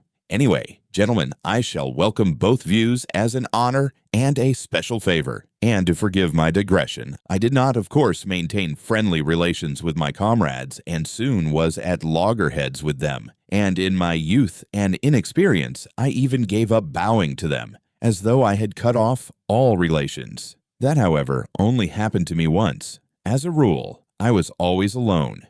In the first place, I spent most of my time at home, reading. I tried to stifle all that was continually seething within me by means of external impressions, and the only external means I had was reading. Reading, of course, was a great help, exciting me, giving me pleasure in pain, but at times it bored me fearfully. One longed for movement in spite of everything, and I plunged all at once into dark, underground, loathsome vice of the pettiest kind. My wretched passions were acute, smarting. From my continual sickly irritability, I had hysterical impulses, with tears and convulsions. I had no resource except reading. That is, there was nothing in my surroundings which I could respect and which attracted me. I was overwhelmed with depression, too. I had an hysterical craving for incongruity and for contrast, and so I took to vice. I have not said all this to justify myself.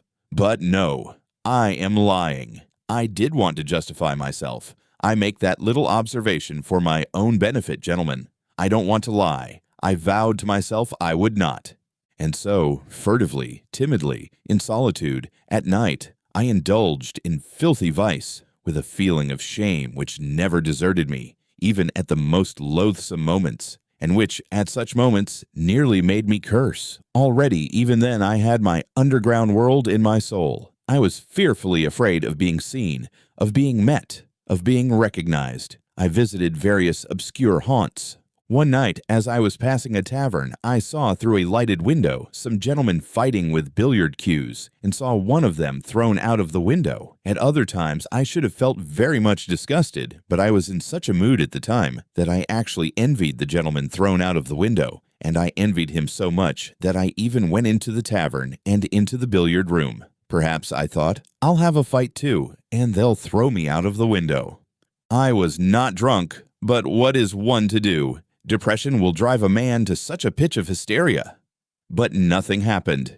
It seemed that I was not even equal to being thrown out of the window, and I went away without having my fight. An officer put me in my place from the first moment. I was standing by the billiard table and in my ignorance blocking up the way, and he wanted to pass. He took me by the shoulders and without a word, without a warning or explanation, moved me from where I was standing to another spot and passed by as though he had not noticed me. I could have forgiven blows, but I could not forgive his having moved me without noticing me.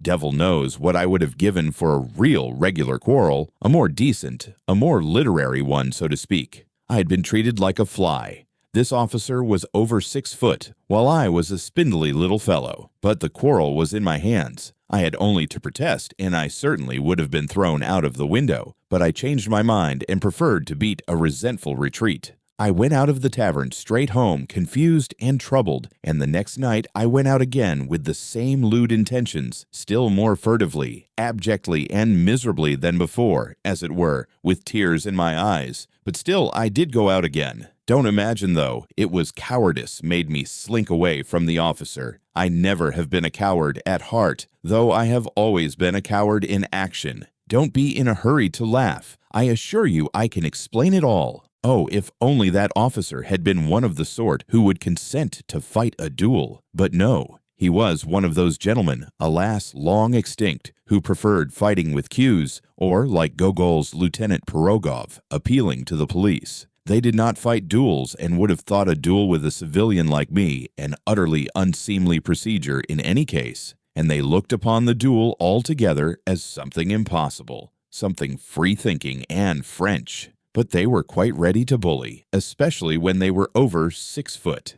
I did not slink away through cowardice, but through an unbounded vanity. I was afraid not of his 6 foot, not of getting a sound thrashing and being thrown out of the window. I should have had physical courage enough, I assure you, but I had not the moral courage. What I was afraid of was that everyone present, from the insolent marker down to the lowest little stinking pimply clerk in a greasy collar, would jeer at me and fail to understand when I began to protest and to address them in literary language. For of the point of honor, not of honor, but of the point of honor, point d'honneur, one cannot speak among us except in literary language. You can't allude to the point of honor in ordinary language. I was fully convinced the sense of reality, in spite of all my romanticism, that they would all simply split their sides with laughter, and that the officer would not simply beat me, that is, without insulting me, but would certainly prod me in the back with his knee, kick me round the billiard table, and only then perhaps have pity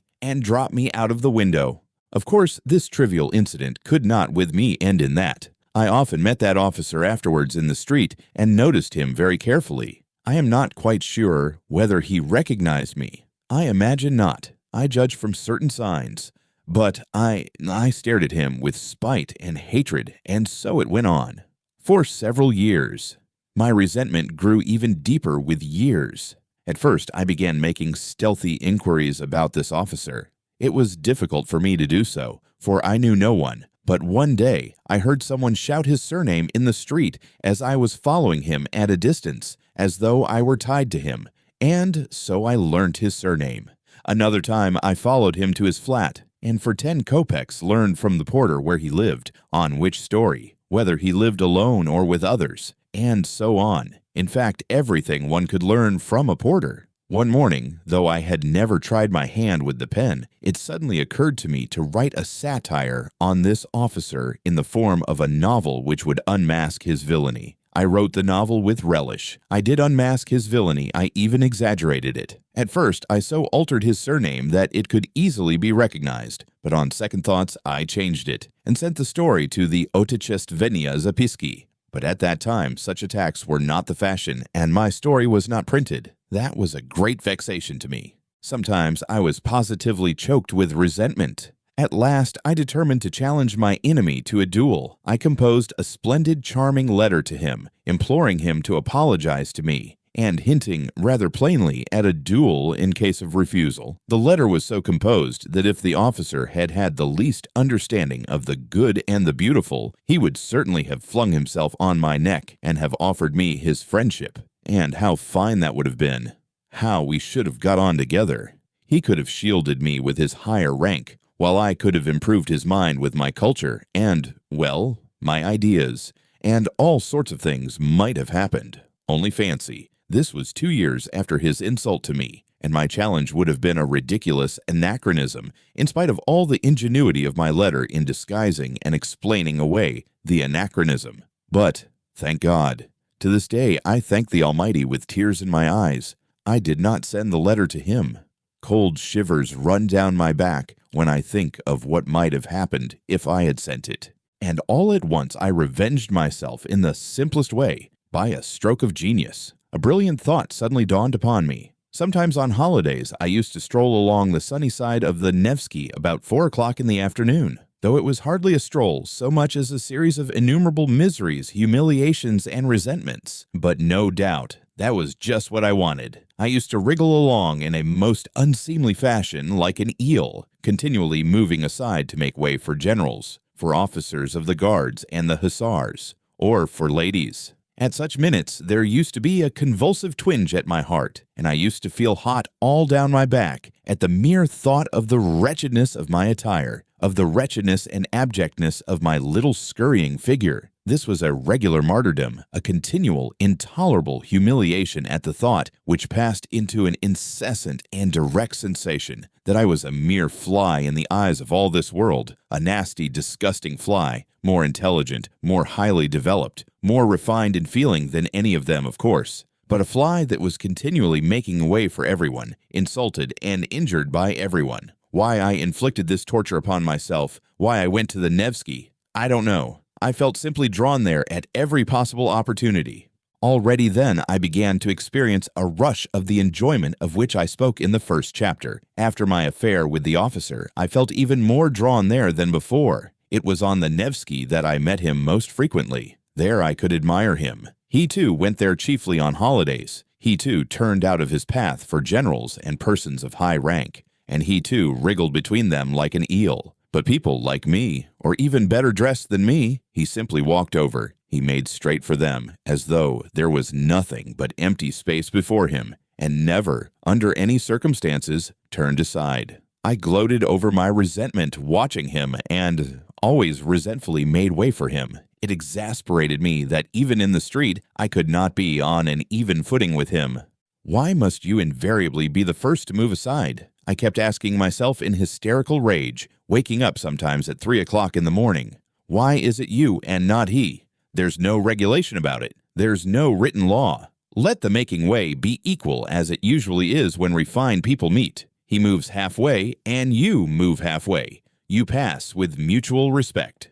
But that never happened, and I always moved aside while he did not even notice my making way for him. And lo and behold, a bright idea dawned upon me. What, I thought, if I meet him and don't move on one side? What if I don't move aside on purpose, even if I knock up against him? How would that be? This audacious idea took such a hold on me that it gave me no peace. I was dreaming of it continually, horribly, and I purposely went more frequently to the Nevsky in order to picture more vividly how I should do it when I did do it. I was delighted. This intention seemed to me more and more practical and possible. Of course I shall not really push him, I thought, already more good-natured in my joy. I will simply not turn aside, will run up against him, not very violently, but just shouldering each other, just as much as decency permits. I will push against him just as much as he pushes against me. At last, I made up my mind completely, but my preparations took a great deal of time. To begin with, when I carried out my plan, I should need to be looking rather more decent, and so I had to think of my get-up. In case of emergency, if, for instance, there were any sort of public scandal, and the public there is of the recherche, the Countess walks there, Prince walks there, all the literary world is there, I must be well dressed. That inspires respect, and of itself puts us on an equal footing in the eyes of the society. With this object, I asked for some of my salary in advance, and bought at Churkin's a pair of black gloves and a decent hat. Black gloves seemed to me both more dignified and bon ton than the lemon-colored ones which I had contemplated at first. The color is too gaudy, it looks as though one were trying to be conspicuous, and I did not take the lemon-colored ones. I had got ready long beforehand a good shirt with white bone studs. My overcoat was the only thing that held me back. The coat in itself was a very good one. It kept me warm, but it was wadded, and it had a raccoon collar, which was the height of vulgarity. I had to change the collar at any sacrifice, and to have a beaver one like an officer's. For this purpose, I began visiting the Gostiny Dvor, and after several attempts, I pitched upon a piece of cheap German beaver. Though these German beavers soon grow shabby and look wretched, yet at first they look exceedingly well, and I only needed it for the occasion. I asked the price. Even so, it was too expensive. After thinking it over thoroughly, I decided to sell my raccoon collar. The rest of the money, a considerable sum for me, I decided to borrow from Anton Antonitch Satochkin, my immediate superior, an unassuming person, though grave and judicious. He never lent money to anyone, but I had, on entering the service, been specially recommended to him by an important personage who had got me my berth. I was horribly worried. To borrow from Anton Antonitch seemed to me monstrous and shameful. I did not sleep for 2 or 3 nights. Indeed, I did not sleep well at that time. I was in a fever. I had a vague sinking at my heart, or else a sudden throbbing. Throbbing. Anton Antonitch was surprised at first. Then he frowned, then he reflected, and did after all lend me the money, receiving from me a written authorization to take from my salary a fortnight later the sum that he had lent me. In this way, everything was at last ready. The handsome beaver replaced the mean-looking raccoon, and I began by degrees to get to work. It would never have done to act offhand, at random. The plan had to be carried out skillfully, by degrees. But I must confess that after many efforts, I began to despair. We simply could not run into each other. I made every preparation. I was quite determined. It seemed as though we should run into one another directly, and before I knew what I was doing, I had stepped aside for him again, and he had passed without noticing me. I even prayed as I approached him that God would grant me determination. One time I had made up my mind thoroughly, but it ended in my stumbling and falling at his feet, because at the very last instant when I was 6 inches from him, my courage failed me. He very calmly stepped over me, while I flew on one side like a ball. That night I was ill again, feverish and delirious, and suddenly it ended most happily. The night before, I had made up my mind not to carry out my fatal plan and to abandon it all. And with that object, I went to the Nevsky for the last time, just to see how I would abandon it all. Suddenly, 3 paces from my enemy, I unexpectedly made up my mind. I closed my eyes, and we ran full tilt, shoulder to shoulder, against one another. I did not budge an inch, and passed him on a perfectly equal footing. He did not even look round and pretended not to notice it, but he was only pretending. I am convinced of that.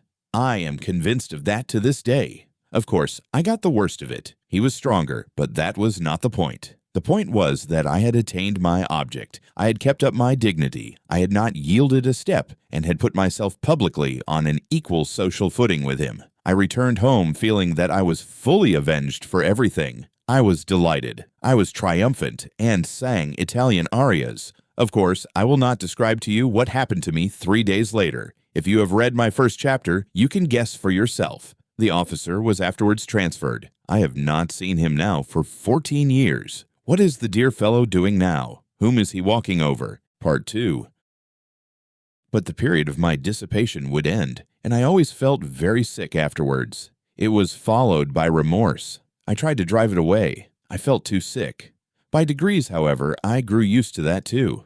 I grew used to everything, or rather, I voluntarily resigned myself to enduring it. But I had a means of escape that reconciled everything, that was to find refuge in the good and the beautiful, in dreams, of course. I was a terrible dreamer. I would dream for 3 months on end, tucked away in my corner, and you may believe me, that at those moments I had no resemblance to the gentleman who, in the perturbation of his chicken heart, put a collar of German beaver on his greatcoat. I suddenly became a hero. I would not have admitted my 6-foot lieutenant even if he had called on me. I could not even picture him before me then. What were my dreams, and how I could satisfy myself with them, it is hard to say now, but at the time I was satisfied with them, though indeed, even now, I am to some extent satisfied with them. Dreams were particularly sweet and vivid after a spell of dissipation. They came with remorse and with tears, with curses and transports. There were moments of such positive intoxication, of such happiness, that there was not the faintest trace of irony within me. On my honor, I had faith, hope, love. I believed blindly at such times that by some miracle, by some external circumstance, all this would suddenly open out, expand, that suddenly a vista of suitable activity, beneficent, good, and, above all, ready-made. What sort of activity I had no idea, but the great thing was that it should be all ready for me, would rise up before me, and I should come out into the light of day, almost riding a white horse and crowned with laurel. Anything but the foremost place I could not conceive for myself, and for that very reason I quite contentedly occupied the lowest in reality. Either to be a hero or to grovel in the mud, there was nothing between. That was my ruin, for when I was in the mud I comforted myself with the thought that at other times I was a hero, and the hero was a cloak for the mud. For an ordinary man it was shameful to defile himself, but a hero was too lofty to be utterly defiled, and so he might defile himself. It is worth noting that these attacks of the good and the beautiful visited me, even during the period of dissipation, and just at the times when I was touching the bottom. They came in separate spurts as though reminding me of themselves, but did not banish the dissipation by their appearance. On the contrary, they seemed to add a zest to it by contrast, and were only sufficiently present to serve as an appetizing sauce. That sauce was made up of contradictions and sufferings, of agonizing inward analysis, and all these pangs and pinpricks gave a certain piquancy, even a significance to my dissipation. In fact, completely answered the purpose of an appetizing sauce. There was a certain depth of meaning in it, and I could hardly have resigned myself to the simple, vulgar, direct debauchery of a clerk, and have endured all the filthiness of it. What could have allured me about it then, and have drawn me at night into the street? No, I had a lofty way of getting out of it all. And what loving kindness, O Lord, what loving kindness I felt at times in those dreams of mine, in those flights into the good and the beautiful, though it was fantastic love, though it was never applied to anything human in reality, yet there was so much of this love that one did not feel, afterwards, even the impulse to apply it in reality. That would have been superfluous. Everything, however, passed satisfactorily by a lazy and fascinating transition into the sphere of art, that is, into the beautiful forms of life, lying ready, largely stolen from the poets and novelists, and adapted to all sorts of needs and uses. I, for instance, was triumphant over everyone. Everyone, of course, was in dust and ashes and was forced spontaneously to recognize my superiority, and I forgave them all. I was a poet and a grand gentleman. I fell in love. I came in for countless millions and immediately devoted them to humanity, and at the same time I confessed before all the people my shameful deeds, which, of course, were not merely shameful, but had in them much that was good and beautiful, something in the Manfred style. Everyone would kiss me and weep. What idiots they would be if they did not, while I should go barefoot and hungry preaching new ideas and fighting a victorious Austerlitz against the obscurantists. Then the band would play a march. An amnesty would be declared. The Pope would agree to retire from Rome to Brazil. Then there would be a ball for the whole of Italy at the Villa Borghese on the shores of Lake Como. Lake Como being for that purpose transferred to the neighborhood of Rome. Then would come a scene in the bushes, and so on, as though you did not know all about it. You will say that it is vulgar and contemptible to drag all this into public after all the tears and transports which I have myself confessed. But why is it contemptible? Can you imagine that I am ashamed of it all, and that it was stupider than anything in your life, gentlemen? And I can assure you that some of these fancies were by no means badly composed. It did not all happen on the shores of Lake Como, and yet you are right. It really is vulgar and contemptible. And most contemptible of all, it is that now I am attempting to justify myself to you. And even more contemptible than that is my making this remark now. But that's enough, or there will be no end to it. Each step will be more contemptible than the last. I could never stand more than 3 months of dreaming at a time without feeling an irresistible desire to plunge into society. To plunge into society meant to visit my superior at the office, Anton Antonich Sitochkin. He was the only permanent acquaintance I have had in my life, and I wonder at the fact myself now. But I only went to see him when that phase came over me, and when my dreams had reached such a point of bliss that it became essential at once to embrace my fellows and all mankind. And for that purpose, I needed at least one human being actually existing. I had to call on Anton Antonich, however, on Tuesday, his at-home day. So I had always to time my passionate desire to embrace humanity so that it might fall on a Tuesday. This Anton Antonich lived on the 4th story in a house in 5 corners, in 4 low-pitched rooms, one smaller than the other, of a particularly frugal and sallow appearance. He had 2 daughters and their aunt, who used to pour out the tea. Of the daughters, one was 13 and another 14. They both had snub noses, and I was awfully shy of them because they were always whispering and giggling together. The master of the house usually sat in his study on a leather couch in front of the table with some gray-headed gentleman, usually a colleague from our office or some other department. I never saw more than 2 or 3 visitors there, always the same. They talked about the excise duty, about business in the Senate, about salaries, about promotions, about His Excellency, and the best means of pleasing him, and so on. I had the patience to sit like a fool beside these people for 4 hours at a stretch, listening to them without knowing what to say to them or venturing to say a word. I became stupefied. Several times I felt myself perspiring. I was overcome by a sort of paralysis. But this was pleasant and good for me. On returning home, I deferred for a time my desire to embrace all mankind. I had, however, one other acquaintance of a sort, Simonov, who was an old schoolfellow. I had a number of schoolfellows, indeed, in Petersburg, but I did not associate with them, and had even given up nodding to them in the street. I believe I had transferred into the department I was in simply to avoid their company, and to cut off all connection with my hateful childhood. Curses on that school, and all those terrible years of penal servitude. In short, I parted from my schoolfellows as soon as I got out into the world. There were 2 or 3 left to whom I nodded in the street. One of them was Simonov, who had in no way been distinguished at school, was of a quiet and equable disposition, but I discovered in him a certain independence of character and even honesty. I don't even suppose that he was particularly stupid. I had at one time spent some rather soulful moments with him, but these had not lasted long and had somehow been suddenly clouded over. He was evidently uncomfortable at these reminiscences, and was, I fancy, always afraid that I might take up the same tone again. I suspected that he had an aversion for me, but still I went on going to see him, not being quite certain of it. And so, on one occasion, unable to endure my solitude, and knowing that as it was Thursday, Anton Antonich's door would be closed, I thought of Simonov. Climbing up to his 4th story, I was thinking that the man disliked me and that it was a mistake to go and see him. But as it always happened that such reflections impelled me, as though purposely to put myself into a false position, I went in. It was almost a year since I had last seen Simonov. Part 3.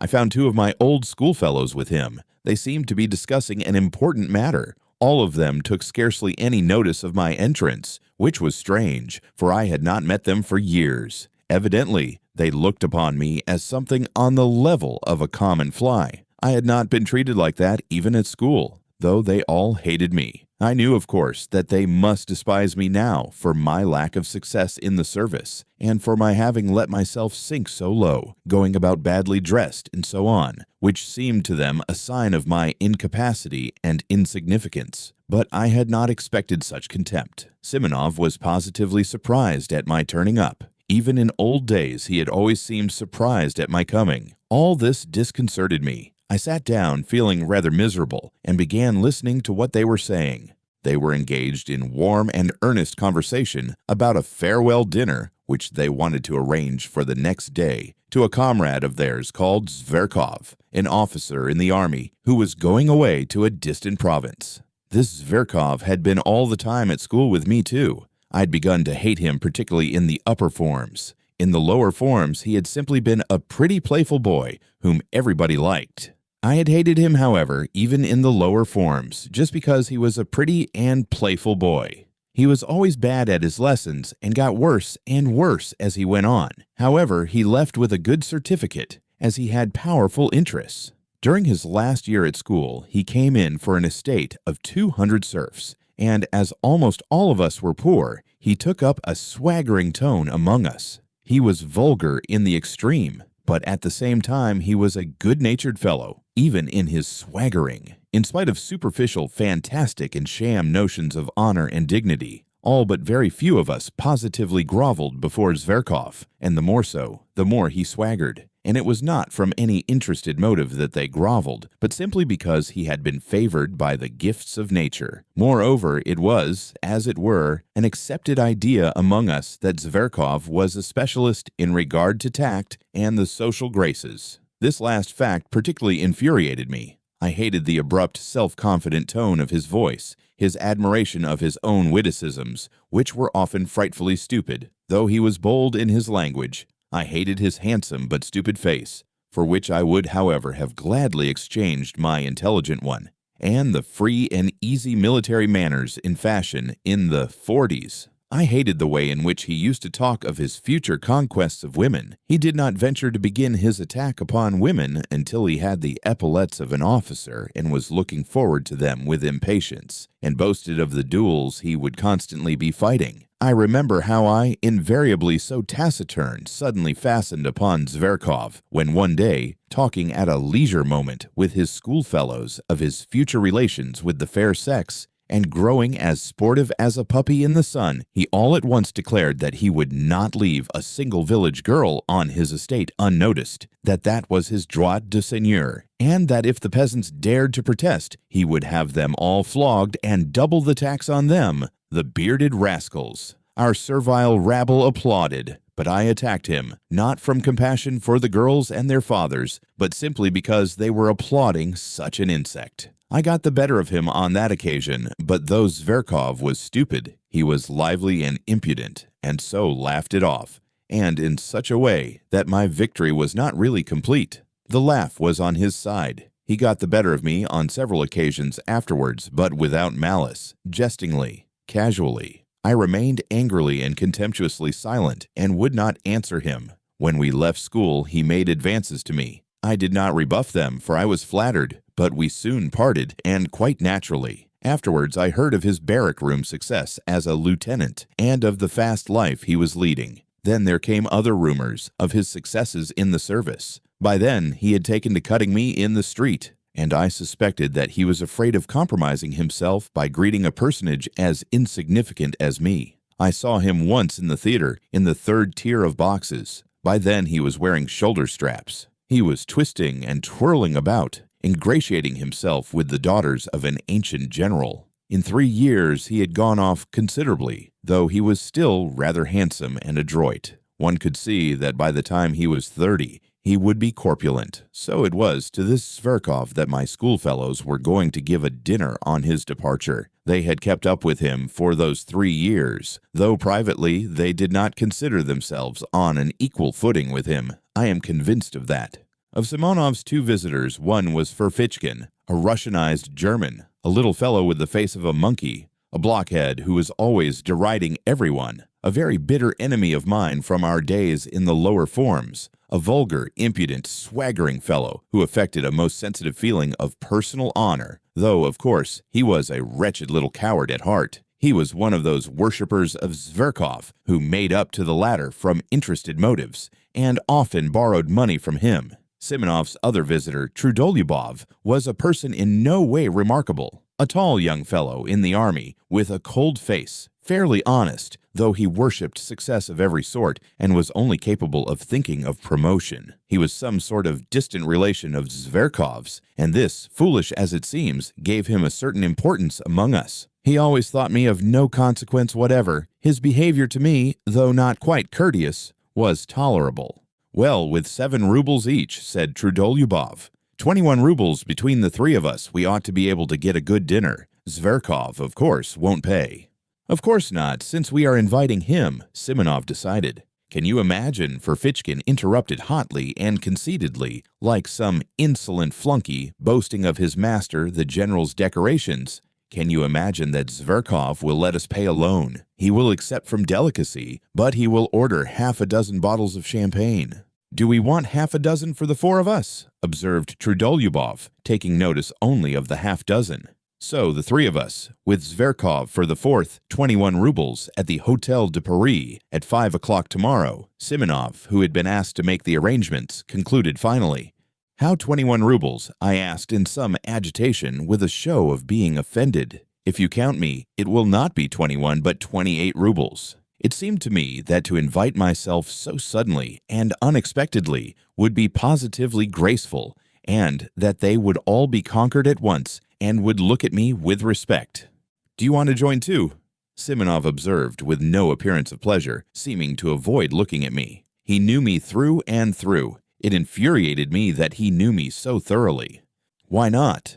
"I am an old schoolfellow of his too, I believe, and I must own I feel hurt that you have left me out," I said, boiling over again. "And where were we to find you?" Ferfitchkin put in roughly. "You never were on good terms with Zverkov," Trudolyubov added, frowning. But I had already clutched at the idea and would not give it up. "It seems to me that no one has a right to form an opinion upon that," I retorted in a shaking voice, as though something tremendous had happened. "Perhaps that is just my reason for wishing it now, that I have not always been on good terms with him." "Oh, there's no making you out with these refinements," Trudolyubov jeered. "We'll put your name down," Simonov decided, addressing me. "Tomorrow at 5 o'clock at the Hotel de Paris." "What about the money?" Ferfitchkin began in an undertone, indicating me to Simonov, but he broke off, for even Simonov was embarrassed. "That will do," said Trudolyubov, getting up. "If he wants to come so much, let him." "But it's a private thing, between us friends," Ferfitchkin said crossly, as he too picked up his hat. "It's not an official gathering. We do not want at all, perhaps." They went away. Ferfitchkin did not greet me in any way as he went out. Trudolyubov barely nodded. Simonov, with whom I was left tete-a-tete, was in a state of vexation and perplexity, and looked at me queerly. He did not sit down and did not ask me to. Yes. "Tomorrow, then. Will you pay your subscription now?" "I just ask so as to know," he muttered in embarrassment. I flushed crimson. As I did so, I remembered that I had owed Simonov 15 rubles for ages, which I had, indeed, never forgotten, though I had not paid it. "You will understand, Simonov, that I could have no idea when I came here. I am very much vexed that I have forgotten." All right, that doesn't matter. You can pay tomorrow after the dinner. I simply wanted to know." "Please don't." He broke off and began pacing the room, still more vexed. As he walked, he began to stamp with his heels. "Am I keeping you?" I asked after 2 minutes of silence. "Oh," he said, starting. "That is, to be truthful, yes. I have to go and see someone. Not far from here," he added in an apologetic voice, somewhat abashed. "My goodness, why didn't you say so?" I cried, seizing my cap with an astonishingly free and easy air, which was the last thing I should have expected of myself. "It's close by. Not 2 paces away," Simonov repeated, accompanying me to the front door with a fussy air which did not suit him at all. "So 5 o'clock, punctually tomorrow," he called down the stairs after me. He was very glad to get rid of me. I was in a fury. What possessed me? What possessed me to force myself upon them, I wondered, grinding my teeth as I strode along the street. For a scoundrel, a pig like that Zverkov. Of course I had better not go. Of course, I must just snap my fingers at them. I am not bound in any way. I'll send Simonov a note by tomorrow's post. But what made me furious was that I knew for certain that I should go. that I should make a point of going, and the more tactless, the more unseemly my going would be, the more certainly I would go. And there was a positive obstacle to my going. I had no money. All I had was 9 rubles. I had to give 7 of that to my servant Apollon for his monthly wages. That was all I paid him. He had to keep himself. Not to pay him was impossible, considering his character, but I will talk about that fellow, about that plague of mine, another time. However, I knew I should go and should not pay him his wages. That night, I had the most hideous dreams. No wonder. All the evening I had been oppressed by memories of my miserable days at school, and I could not shake them off. I was sent to the school by distant relations, upon whom I was dependent, and of whom I have heard nothing since. They sent me there a forlorn, silent boy, already crushed by their reproaches, already troubled by doubt, and looking with savage distrust at everyone. My schoolfellows met me with spiteful and merciless jibes because I was not like any of them. But I could not endure their taunts. I could not give in to them with the ignoble readiness with which they gave in to one another. I hated them from the first and shut myself away from everyone in timid, wounded, and disproportionate pride. Their coarseness revolted me. They laughed cynically at my face, at my clumsy figure, and yet what stupid faces they had themselves. In our school, the boys' faces seemed in a special way to degenerate and grow stupider. How many fine-looking boys came to us! In a few years, they became repulsive. Even at 16, I wondered at them morosely. Even then, I was struck by the pettiness of their thoughts, the stupidity of their pursuits, their games, their conversations. They had no understanding of such essential things. They took no interest in such striking, impressive subjects, that I could not help considering them inferior to myself. It was not wounded vanity that drove me to it. And for God's sake, do not thrust upon me your hackneyed remarks, repeated to nausea, that I was only a dreamer, while they even then had an understanding of life. They understood nothing. They had no idea of real life, and I swear that that was what made me most indignant with them.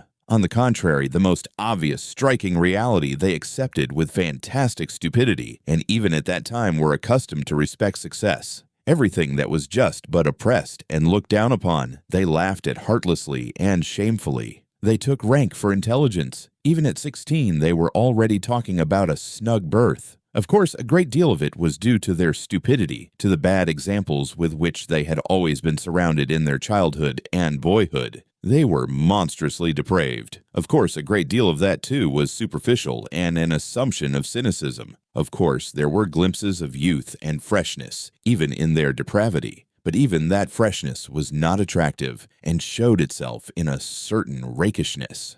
I hated them horribly, though perhaps I was worse than any of them. They repaid me in the same way, and did not conceal their aversion for me. But by then, I did not desire their affection. On the contrary, I continually longed for their humiliation. To escape from their derision, I purposely began to make all the progress I could with my studies and forced my way to the very top. This impressed them. Moreover, they all began by degrees to grasp that I had already read books none of them could read, and understood things, not forming part of our school curriculum, of which they had not even heard. They took a savage and sarcastic view of it, but were morally impressed, especially as the teachers began to notice me on those grounds. The mockery ceased, but the hostility remained, and cold and strained relations became permanent between us. In the end, I could not put up with it. With years, a craving for society, for friends, developed in me. I attempted to get on friendly terms with some of my schoolfellows, but somehow or other, my intimacy with them was always strained and soon ended of itself. Once, indeed, I did have a friend, but I was already a tyrant at heart. I wanted to exercise unbounded sway over him. I tried to instill into him a contempt for his surroundings. I required of him a disdainful and complete break with those surroundings. I frightened him with my passionate affection. I reduced him to tears, to hysterics. He was a simple and devoted soul, but when he devoted himself to me entirely, I began to hate him immediately and repulsed him, as though all I needed him for was to win a victory over him, to subjugate him, and nothing else. But I could not subjugate all of them. My friend was not at all like them either. He was, in fact, a rare exception. The The first thing I did on leaving school was to give up the special job for which I had been destined so as to break all ties, to curse my past, and shake the dust from off my feet. And goodness knows why. After all that, I should go trudging off to Simonov's.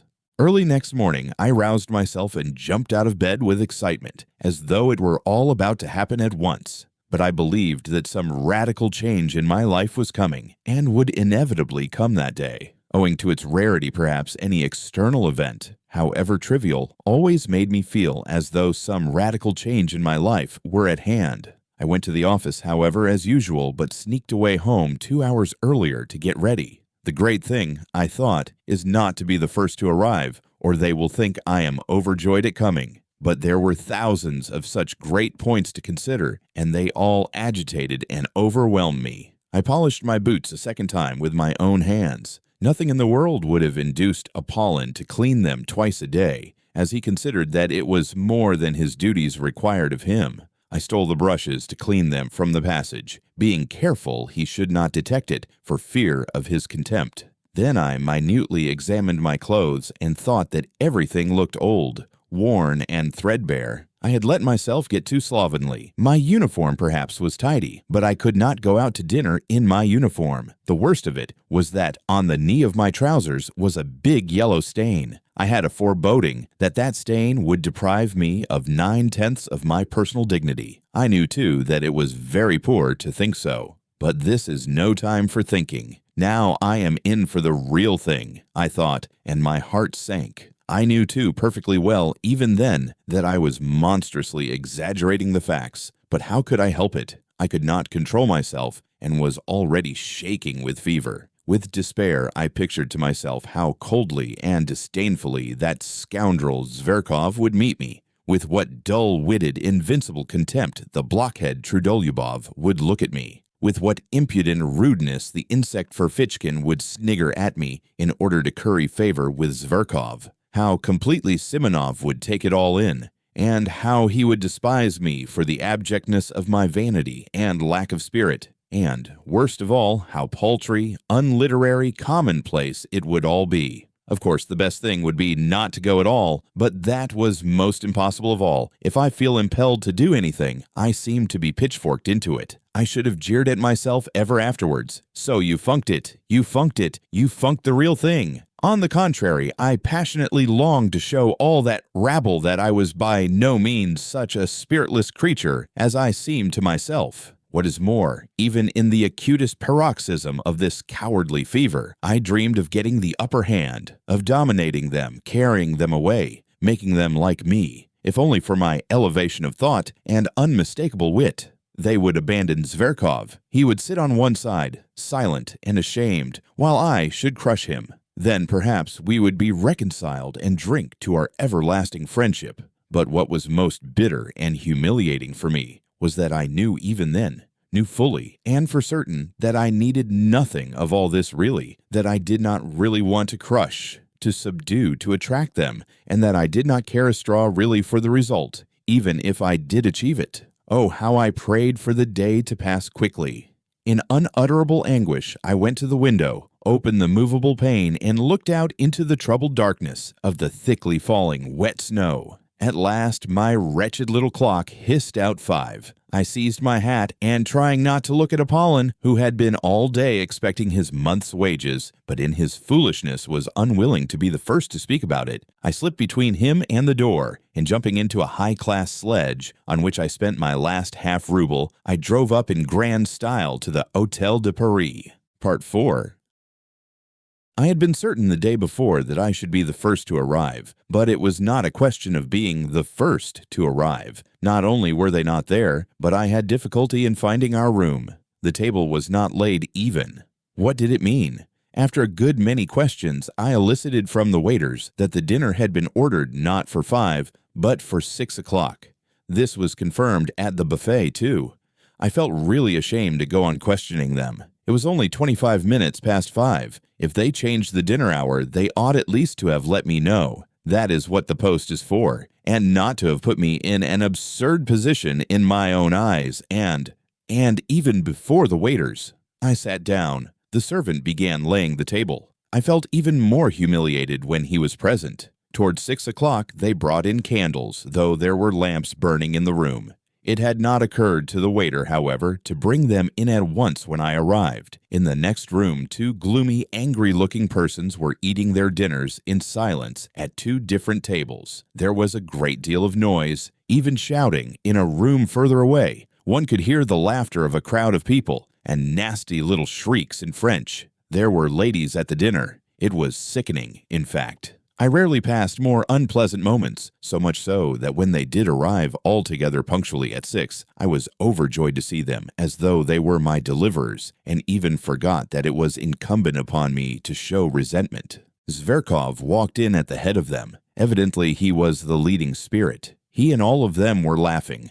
But seeing me, Zverkov drew himself up a little, walked up to me deliberately with a slight, rather jaunty bend from the waist. He shook hands with me in a friendly but not over-friendly fashion, with a sort of circumspect courtesy like that of a general, as though in giving me his hand he were warding off something. I had imagined, on the contrary, that on coming in, he would at once break into his habitual thin, shrill laugh, and fall to making his insipid jokes and witticisms. I had been preparing for them ever since the previous day, but I had not expected such condescension, such high official courtesy. So then he felt himself ineffably superior to me in every respect. If he only meant to insult me by that high official tone, it would not matter, I thought. I could pay him back for it one way or another. But what if, in reality, without the least desire to be offensive, that sheepshead had a notion in earnest that he was superior to me and could only look at me in a patronizing way?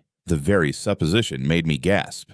"I was surprised to hear of your desire to join us," he began, lisping and drawling, which was something new. "You and I seem to have seen nothing of one another. You fight shy of us. You shouldn't. We are not such terrible people as you think. Well, anyway, I am glad to renew our acquaintance." And he turned carelessly to put down his hat on the window. "Have you been waiting long?" Trudolyubov inquired.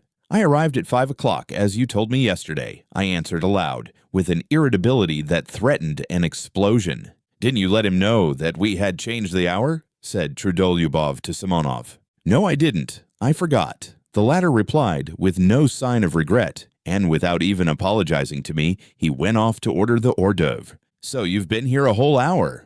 "Oh, poor fellow!" Zverkov cried ironically, for to his notions this was bound to be extremely funny. That rascal Ferfitchkin followed with his nasty little snigger, like a puppy yapping. My position struck him, too, as exquisitely ludicrous and embarrassing. "It isn't funny at all," I cried to Ferfitchkin, more and more irritated. "It wasn't my fault, but other people's. They neglected to let me know. It was simply absurd." "It's not only absurd, but something else as well," muttered Trudolyubov, naively taking my part. "You are not hard enough upon it. It was simply rudeness, unintentional, of course, and how could Simonov— If a trick like that had been played on me," observed Ferfitchkin, "I should—" "But you should have ordered something for yourself," Zverkov interrupted, "or simply asked for dinner without waiting for us." "You will allow that I might have done that without your permission," I rapped out. "If I waited, it was—" "Let us sit down, gentlemen," cried Simonov, coming in. "Everything is ready. I can answer for the champagne. It is capitally frozen. You see, I did not know your address. Where was I to look for you?" He suddenly turned to me, but again he seemed to avoid looking at me. Evidently he had something against me. It must have been what happened yesterday. All sat down. I did the same. It was a round table. Trudolyubov was on my left, Simonov on my right. Zverkov was sitting opposite, Ferfitchkin next to him, between him and Trudolyubov. "Tell me, are you in a government office?" Zverkov went on attending to me. Seeing that I was embarrassed, he seriously thought that he ought to be friendly to me and, so to speak, cheer me up. Does he want me to throw a bottle at his head? I thought, in a fury. In my novel surroundings, I was unnaturally ready to be irritated. "In the N office," I answered jerkily, with my eyes on my plate. "And have you a go odd berth? I say, what ma'adi you leave your original job?" What made a day me was that I wanted to leave my original job. I drawled more than he, hardly able to control myself. Ferfitchkin went off into a guffaw. Simonov looked at me ironically. Trudolyubov left off eating and began looking at me with curiosity. Zverkov winced, but he tried not to notice it. And the remuneration? What remuneration? I mean, your salary? Why are you cross-examining me? However, I told him at once what my salary was. I turned horribly red. It is not very handsome, Zverkov observed majestically. Yes, you can't afford to dine at cafes on that, Ferfitchkin added insolently. To my thinking, it's very poor, Trudolyubov observed gravely. And how thin you have grown. How you have changed, added Zverkov with a shade of venom in his voice, scanning me and my attire with a sort of insolent compassion. Oh, spare his blushes, cried Ferfitchkin, sniggering. My dear sir, allow me to tell you I am not blushing, I broke out at last. Do you hear? I am dining here at this cafe, at my own expense, not at other people's. Note that, Ferfitchkin. What? Isn't everyone here dining at his own expense? You would seem to be. Ferfitchkin flew out at me, turning as red as a lobster and looking me in the face with fury. That, I answered, feeling I had gone too far, and I imagine it would be better to talk of something more intelligent. You intend to show off your intelligence, I suppose. Don't disturb yourself. That would be quite out of place here. Why are you clacking away like that, my good sir, eh? Have you gone out of your wits in your office? Enough, gentlemen, enough, Zverkov cried authoritatively. How stupid it is, muttered Simonov. It really is stupid. We have met here, a company of friends, for a farewell dinner to a comrade, and you carry on an altercation, said Trudolyubov, rudely addressing himself to me alone. You invited yourself to join us, so don't disturb the general harmony. Enough, enough, cried Zverkov. Give over, gentlemen. It's out of place. Better let me tell you how I nearly got married the day before yesterday. And then followed a burlesque narrative of how this gentleman had almost been married 2 days before. There was not a word about the marriage, however, but the story was adorned with generals, colonels, and kammerjunkers, while Zverkov almost took the lead among them. It was greeted with approving laughter. Ferfitchkin positively squealed. No one paid any attention to me, and I sat crushed and humiliated. Good heavens, these are not the people for me, I thought. And what a fool I have made of myself before them. I let Ferfitchkin go too far, though. The brutes imagine they are doing me an honor in letting me sit down with them. They don't understand that it's an honor to them and not to me. I've grown thinner. My clothes. Oh, damn my trousers. Zverkov noticed the yellow stain on the knee as soon as he came in. But what's the use? I must get up at once, this very minute, take my hat and simply go without a word, with contempt, and tomorrow I can send a challenge. The scoundrels. As though I cared about the 7 rubles. They may think, damn it, I don't care about the 7 rubles, I'll go this minute. Of course I remained. I drank sherry and Lafitte by the glassful in my discomfiture. Being unaccustomed to it, I was quickly affected. My annoyance increased as the wine went to my head. I longed all at once to insult them all in a most flagrant manner and then go away, to seize the moment and show what I could do so that they would say, he's clever, though he is absurd. And, in fact, damn them all. I scanned them all insolently with my drowsy eyes, but they seemed to have forgotten me altogether. They were noisy, vociferous, cheerful. Zverkov was talking all the time. I began listening. Zverkov was talking of some exuberant lady whom he had at last led on to declaring her love. Of course, he was lying like a horse, and how he had been helped in this affair by an intimate friend of his, a Prince Kolya, an officer in the Hussars who had 3,000 serfs. And yet this Kolya, who has 3,000 serfs, has not put in an appearance here tonight to see you off. I cut in suddenly. For 1 minute, everyone was silent. You're drunk already. Trudolyubov deigned to notice me at last, glancing contemptuously in my direction. Zverkov, without a word, examined me as though I were an insect. I dropped my eyes. Simonov made haste to fill up the glasses with champagne. Trudolyubov raised his glass, as did everyone else but me. Your health and good luck on the journey, he cried to Zverkov. To old times, to our future, hurrah! They all tossed off their glasses and crowded round Zverkov to kiss him. I did not move. My full glass stood untouched before me. "Why, aren't you going to drink it?" roared Trudolyubov, losing patience and turning menacingly to me. "I want to make a speech separately on my own account, and then I'll drink it, Trudolyubov." "Spiteful brute," muttered Simonov. I drew myself up in my chair and feverishly seized my glass, prepared for something extraordinary, though I did not know myself precisely what I was going to say. "Silence!" cried Ferfitchkin. "Now for a display of wit." Zverkov waited very gravely, knowing what was coming. "Lieutenant Zverkov," I began, "let me tell you that I hate phrases, phrasemongers, and men in corsets. That's the first point, and there is a second one to follow it." There was a general stir.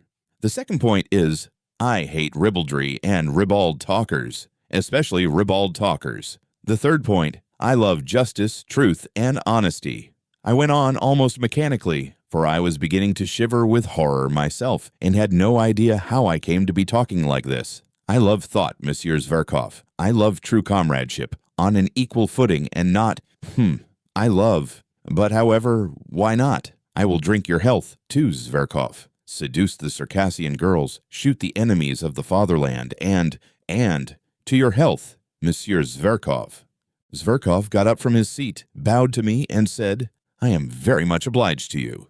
He was frightfully offended and turned pale. "Damn the fellow!" roared Trudolyubov, bringing his fist down on the table. "Well, he wants a punch in the face for that," squealed Ferfitchkin. "We ought to turn him out," muttered Simonov. "Not a word, gentlemen, not a movement," cried Zverkov solemnly, checking the general indignation. "I thank you all, but I can show him for myself how much value I attach to his words." "Ferfitchkin, you will give me satisfaction tomorrow for your words just now," I said aloud, turning with dignity to Ferfitchkin. "A duel, you mean?" "Certainly," he answered, but probably I was so ridiculous as I challenged him, and it was so out of keeping with my appearance, that everyone, including Ferfitchkin, was prostrate with laughter. "Yes, let him alone, of course. He is quite drunk," Trudolyubov said with disgust. "I shall never forgive myself for letting him join us." Simonov muttered again. "Now is the time to throw a bottle at their heads," I thought to myself. I picked up the bottle and filled my glass. "No, I'd better sit on to the end," I went on thinking. "You would be pleased, my friends, if I went away. Nothing will induce me to go. I'll go on sitting here and drinking to the end, on purpose, as a sign that I don't think you of the slightest consequence. I will go on sitting and drinking, because this is a public house and I paid my entrance money. I'll sit here and drink, for I look upon you as so many pawns, as inanimate pawns. I'll sit here and drink, and sing if I want to. Yes, sing, for I have the right to sing. But I did not sing. I simply tried not to look at any of them. I assumed most unconcerned attitudes and waited with impatience for them to speak first. But alas, they did not address me. And oh, how I wished at that moment to be reconciled to them. It struck 8, at last 9. They moved from the table to the sofa. Zverkov stretched himself on a lounge and put one foot on a round table. Wine was brought there. He did, as a fact, order 3 bottles on his own account. I, of course, was not invited to join them. They all sat round him on the sofa. They listened to him, almost with reverence. It was evident that they were fond of him. What for? What for? I wondered. From time to time they were moved to drunken enthusiasm and kissed each other. They talked of the Caucasus, of the nature of true passion, of snug berths in the service, of the income of an hussar called Podharzhevsky, whom none of them knew personally, and rejoiced in the largeness of it, of the extraordinary grace and beauty of a Princess D, whom none of them had ever seen.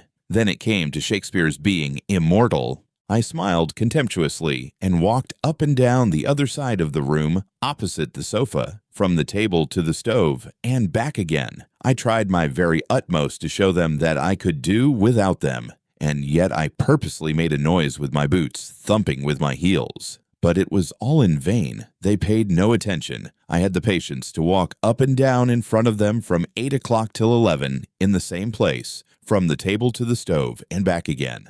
I walk up and down to please myself, and no one can prevent me. The waiter who came into the room stopped from time to time to look at me. I was somewhat giddy from turning round so often. At moments it seemed to me that I was in delirium. During those 3 hours I was 3 times soaked with sweat and dry again. At times, with an intense, acute pang, I was stabbed to the heart by the thought that 10 years, 20 years, 40 years would pass, and that even in 40 years I would remember with loathing and humiliation those filthiest, most ludicrous, and most awful moments of my life. No one could have gone out of his way to degrade himself more shamelessly, and I fully realized it. Fully. And yet I went on pacing up and down from the table to the stove. Oh, if you only knew what thoughts and feelings I am capable of, how cultured I am. I thought at moments, mentally addressing the sofa on which my enemies were sitting, but my enemies behaved as though I were not in the room. Once, only once, they turned towards me, just when Zverkov was talking about Shakespeare, and I suddenly gave a contemptuous laugh.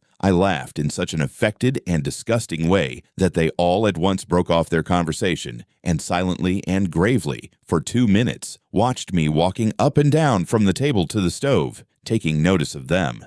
But nothing came of it. They said nothing, and 2 minutes later they ceased to notice me again. It struck 11. "Friends!" cried Zverkov, getting up from the sofa. "Let us all be off now, there." Of course, the others assented. I turned sharply to Zverkov. I was so harassed, so exhausted, that I would have cut my throat to put an end to it. I was in a fever. My hair, soaked with perspiration, stuck to my forehead and temples. "Zverkov, I beg your pardon," I said abruptly and resolutely. "Ferfitchkin, yours too, and everyone's. I have insulted you all." "Ha! A duel is not in your line, old man," Ferfitchkin hissed venomously. It sent a sharp pang to my heart. "No, it's not the duel I am afraid of, Ferfitchkin. I am ready to fight you tomorrow, after we are reconciled. I insist upon it, in fact, and you cannot refuse. I want to show you that I am not afraid of a duel. You shall fire first, and I shall fire into the air." "He is comforting himself," said Simonov. "He's simply raving," said Trudolyubov. "But let us pass. Why are you barring our way? What do you want?" Zverkov answered disdainfully. They were all flushed. Their eyes were bright. They had been drinking heavily. "I ask for your friendship, Zverkov. I insulted you, but—" "Insulted? You insulted me. Understand, sir, that you never, under any circumstances, could possibly insult me. And that's enough for you. Out of the way," concluded Trudolyubov. "Olympia is mine, friends. That's agreed," cried Zverkov. "We won't dispute your right. We won't dispute your right," the others answered, laughing. I stood as though spat upon. The party went noisily out of the room. Trudolyubov struck up some stupid song. Simonov remained behind for a moment to tip the waiters. I suddenly went up to him. "Simonov, give me 6 rubles," I said, with desperate resolution. He looked at me in extreme amazement with vacant eyes. He, too, was drunk. "You don't mean you are coming with us?" "Yes." "I've no money," he snapped out, and with a scornful laugh, he went out of the room. I clutched at his overcoat. It was a nightmare. "Simonov, I saw you had money. Why do you refuse me? Am I a scoundrel? Beware of refusing me. If you knew why I am asking. My whole future, my whole plans depend upon it." Simonov pulled out the money and almost flung it at me. "Take it, if you have no sense of shame," he pronounced pitilessly, and ran to overtake them. I was left for a moment alone. Disorder, the remains of dinner, a broken wine glass on the floor, spilt wine, cigarette ends, fumes of drink and delirium in my brain, an agonizing misery in my heart, and finally the waiter, who had seen and heard all and was looking inquisitively into my face. "I am going there," I cried. "Either they shall all go down on their knees to beg for my friendship, or I will give Zverkov a slap in the face." Part 5. "So this is it. This is it at last. Contact with real life," I muttered as I ran headlong downstairs. "This is very different from the Pope's leaving Rome and going to Brazil. Very different from the ball on Lake Como." "You are a scoundrel," a thought flashed through my mind. "If you laugh at this now—" "No matter," I cried, answering myself. "Now everything is lost." There was no trace to be seen of them, but that made no difference. I knew where they had gone. At the steps was standing a solitary night sledge driver in a rough peasant coat, powdered over with the still falling wet and, as it were, warm snow. It was hot and steamy. The little shaggy piebald horse was also covered with snow and coughing. I remember that very well. I made a rush for the roughly made sledge, but as soon as I raised my foot to get into it, the recollection of how Simonov had just given me 6 rubles seemed to double me up, and I tumbled into the sledge like a sack. "No, I must do a great deal to make up for all that," I cried. "But I will make up for it or perish on the spot this very night. Start." We set off. There was a perfect whirl in my head. They won't go down on their knees to beg for my friendship. That is a mirage, cheap mirage, revolting, romantic, and fantastical. That's another ball on Lake Como. And so I am bound to slap Zverkov's face. It is my duty to. And so it is settled. I am flying to give him a slap in the face. Hurry up! The driver tugged at the reins. As soon as I go in, I'll give it him. Ought I, before giving him the slap, to say a few words by way of preface? I'll simply go in and give it him. They will all be sitting in the drawing room, and he with Olympia on the sofa. That damned Olympia! She laughed at my looks on one occasion and refused me. I'll pull Olympia's hair, pull Zverkov's ears. No, better one ear, and pull him by it round the room. Maybe they will all begin beating me and will kick me out. That's most likely indeed. No matter. Anyway, I shall first slap him. The initiative will be mine, and by the laws of honor, that is everything. He will be branded, and cannot wipe off the slap by any blows, by nothing but a duel. He will be forced to fight. And let them beat me now. Let them, the ungrateful wretches. Trudolyubov will beat me hardest, he is so strong. Ferfitchkin will be sure to catch hold sideways and tug at my hair. But no matter, no matter. That's what I am going for. The blockheads will be forced at last to see the tragedy of it all. When they drag me to the door, I shall call out to them that in reality they are not worth my little finger. "Get on, driver, get on," I cried to the driver. He started and flicked his whip. I shouted so savagely, "We shall fight at daybreak. That's a settled thing. I've done with the office. Ferfitchkin made a joke about it just now. But where can I get pistols? Nonsense. I'll get my salary in advance and buy them. And powder and bullets? That's the second's business. And how can it all be done by daybreak? And where am I to get a second? I have no friends." "Nonsense," I cried, lashing myself up more and more. "It's of no consequence. The first person I meet in the street is bound to be my second, just as he would be bound to pull a drowning man out of water. The most eccentric things may happen. Even if I were to ask the director himself to be my second tomorrow, he would be bound to consent, if only from a feeling of chivalry, and to keep the secret. Anton Antonitch." The fact is that at that very minute, the disgusting absurdity of my plan and the other side of the question was clearer and more vivid to my imagination than it could be to anyone on earth. But, "Get on, driver, get on, you rascal, get on." "Ugh, sir," said the son of toil. Cold shivers suddenly ran down me. Wouldn't it be better to go straight home? My God, why did I invite myself to this dinner yesterday? But no, it's impossible. And my walking up and down for 3 hours from the table to the stove. No, they, and no one else must pay for my walking up and down. They must wipe out this dishonor. Drive on. And what if they give me into custody? They won't dare. They'll be afraid of the scandal. And what if Zverkov is so contemptuous that he refuses to fight a duel? He is sure to. But in that case, I'll show them. I will turn up at the posting station when he's setting off tomorrow. I'll catch him by the leg. I'll pull off his coat when he gets into the carriage. I'll get my teeth into his hand. I'll bite him. See what lengths you can drive a desperate man to. He may hit me on the head, and they may belabor me from behind. I will shout to the assembled multitude, "Look at this young puppy who is driving off to captivate the Circassian girls after letting me spit in his face." Of course, after that, everything will be over. The office will have vanished off the face of the earth. I shall be arrested. I shall be tried. I shall be dismissed from the service, thrown in prison, sent to Siberia. Never mind. In 15 years, when they let me out of prison, I will trudge off to him, a beggar, in rags. I shall find him in some provincial town. He will be married and happy. He will have a grown-up daughter. I shall say to him, Look, monster, at my hollow cheeks and my rags. I've lost everything: my career, my happiness, art, science, the woman I loved, and all through you. Here are pistols. I have come to discharge my pistol, and I forgive you. Then I shall fire into the air, and he will hear nothing more of me." I was actually on the point of tears, though I knew perfectly well at that moment that all this was out of Pushkin's Silvio and Lermontov's Masquerade, and all at once I felt horribly ashamed, so ashamed that I stopped the horse, got out of the sledge, and stood still in the snow in the middle of the street. The driver gazed at me, sighing and astonished. What was I to do? I could not go on there. It was evidently stupid, and I could not leave things as they were, because that would seem as though, heavens, how could I leave things? And after such insults. "No," I cried, throwing myself into the sledge again. "It is ordained. It is fate. Drive on, drive on."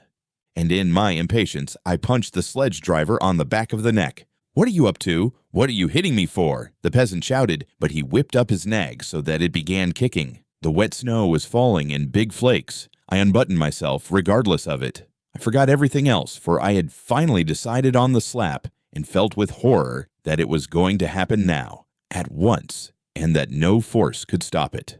The deserted street lamps gleamed sullenly in the snowy darkness, like torches at a funeral. The snow drifted under my greatcoat, under my coat, under my cravat, and melted there. I did not wrap myself up. All was lost anyway.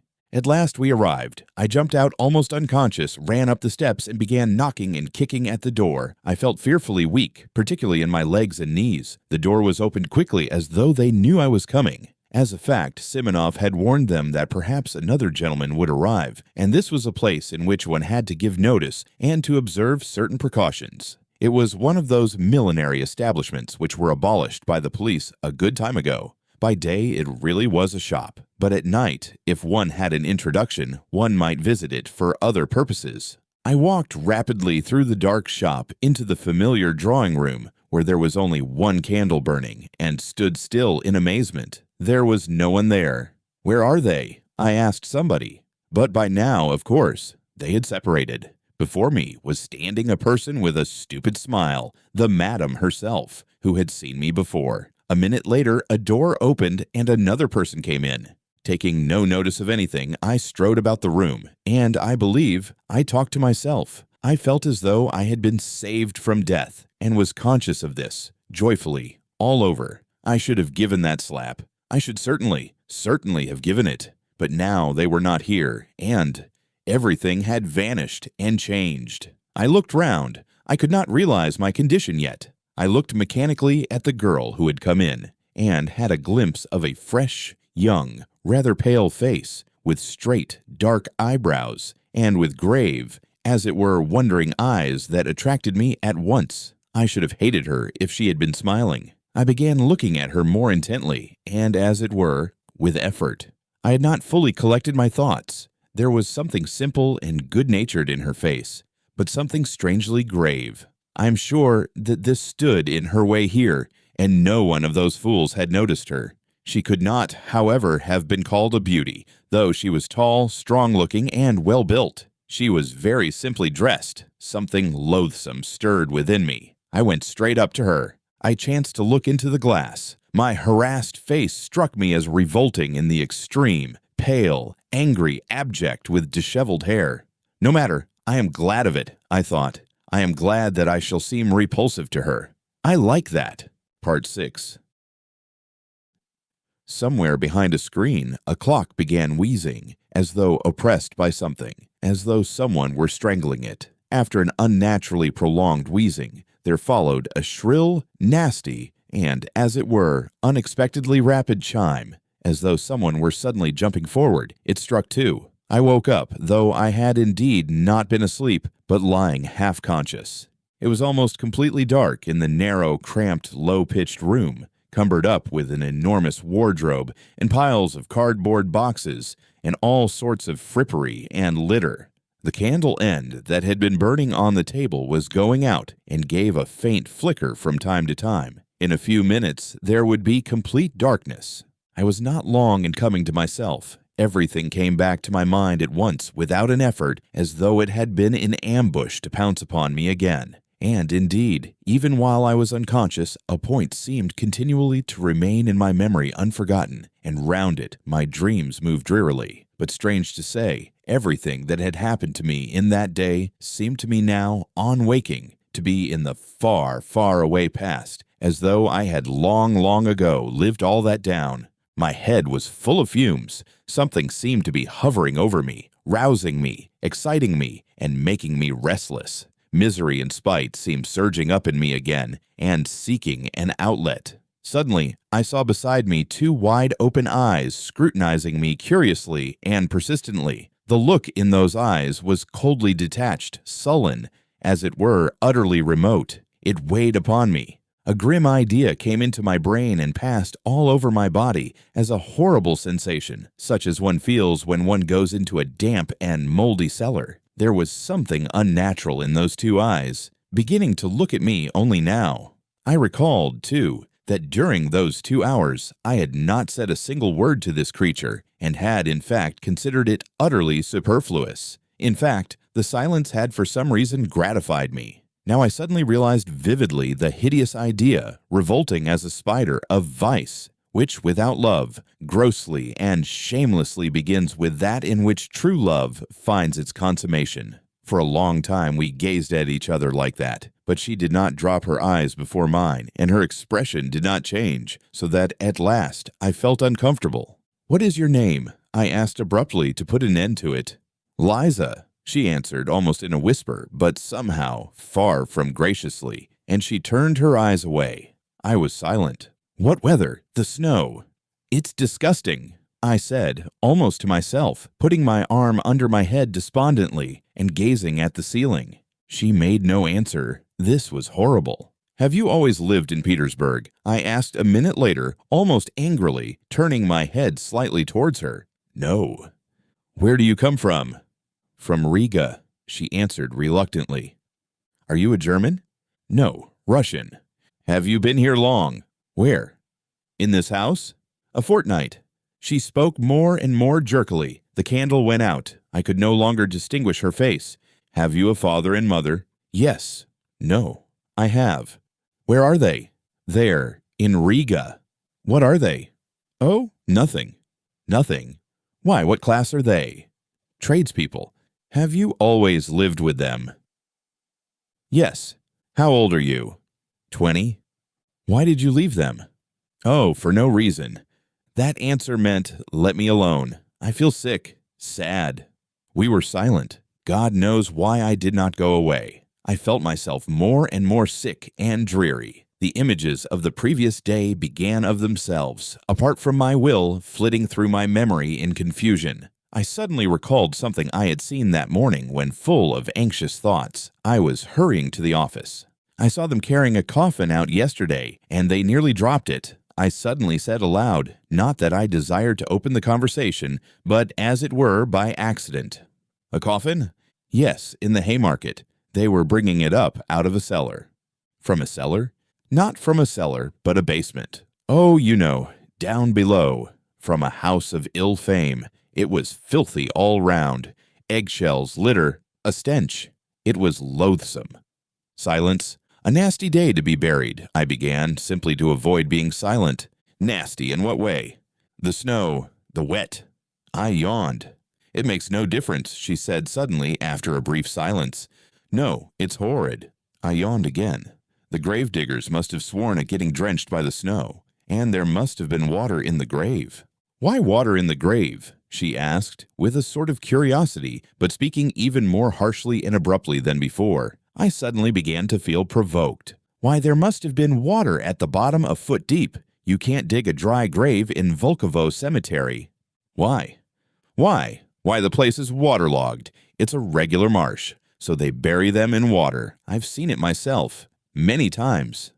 I had never seen it once. Indeed, I had never been in Volkovo, and had only heard stories of it.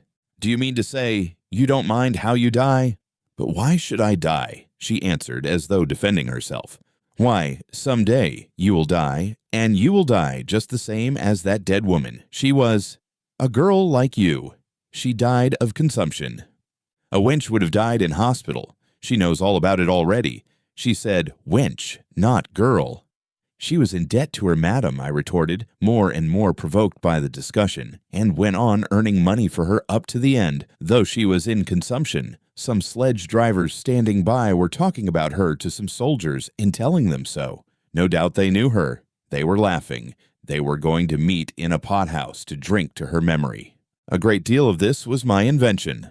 Silence followed, profound silence. She did not stir. And is it better to die in a hospital? Isn't it just the same? Besides, why should I die? She added irritably. If not now, a little later. Why a little later? Why, indeed. Now you are young, pretty, fresh. You fetch a high price. But after another year of this life, you will be very different. You will go off. In a year? Anyway, in a year you will be worth less. I continued malignantly. You will go from here to something lower, another house. A year later, to a third, lower and lower. And in 7 years, you will come to a basement in the Haymarket. That will be if you were lucky. But it would be much worse if you got some disease, consumption, say, and caught a chill or something or other. It's not easy to get over an illness in your way of life. If you catch anything, you may not get rid of it, and so you would die. Oh, well, then I shall die, she answered, quite vindictively, and she made a quick movement. But one is sorry. Sorry for whom? Sorry for life. Silence. Have you been engaged to be married, eh? What's that to you? Oh, I am not cross-examining you. It's nothing to me. Why are you so cross? Of course you may have had your own troubles. What is it to me? It's simply that I felt sorry. Sorry for whom? Sorry for you. No need, she whispered hardly audibly, and again made a faint movement. That incensed me at once. What? I was so gentle with her, and she… Why, do you think that you are on the right path? I don't think anything. That's what's wrong, that you don't think. Realize it while there is still time. There still is time. You are still young, good-looking. You might love, be married, be happy. Not all married women are happy, she snapped out in the rude, abrupt tone she had used at first. Not all, of course, but anyway, it is much better than the life here. Infinitely better. Besides, with love, one can live even without happiness. Even in sorrow, life is sweet. Life is sweet, however one lives. But here, what is there but foulness? Phew. I turned away with disgust. I was no longer reasoning coldly. I began to feel myself what I was saying and warmed to the subject. I was already longing to expound the cherished ideas I had brooded over in my corner. Something suddenly flared up in me. An object had appeared before me. Never mind my being here. I am not an example for you. I am perhaps worse than you are. I was drunk when I came here, though. I hastened, however, to say in self-defense. Besides, a man is no example for a woman. It's a different thing. I may degrade and defile myself, but I am not anyone's slave. I come and go, and that's an end of it. I shake it off, and I am a different man. But you are a slave from the start. Yes, a slave. You give up everything, your whole freedom. If you want to break your chains afterwards, you won't be able to. You will be more and more fast in the snares. It is an accursed bondage. I know it. I won't speak of anything else. Maybe you won't understand, but tell me. No doubt you are in debt to your madam? There, you see, I added, though she made no answer, but only listened in silence, entirely absorbed. That's a bondage for you. You will never buy your freedom. They will see to that. It's like selling your soul to the devil. And besides, perhaps I too am just as unlucky. How do you know? And wallow in the mud on purpose, out of misery. You know men take to drink from grief. Well, maybe I am here from grief. Come tell me, what is there good here? Here you and I came together just now and did not say one word to one another all the time. And it was only afterwards you began staring at me like a wild creature, and I at you. Is that loving? Is that how one human being should meet another? It's hideous, that's what it is. Yes, she assented sharply and hurriedly. I was positively astounded by the promptitude of this. Yes. So the same thought may have been straying through her mind when she was staring at me just before. So she, too, was capable of certain thoughts? Damn it all, this was interesting. This was a point of likeness, I thought, almost rubbing my hands. And indeed, it's easy to turn a young soul like that. It was the exercise of my power that attracted me most. She turned her head nearer to me, and it seemed to me in the darkness that she propped herself on her arm. Perhaps she was scrutinizing me. How I regretted that I could not see her eyes. I heard her deep breathing. "Why have you come here?" I asked her, with a note of authority already in my voice. "Oh, I don't know.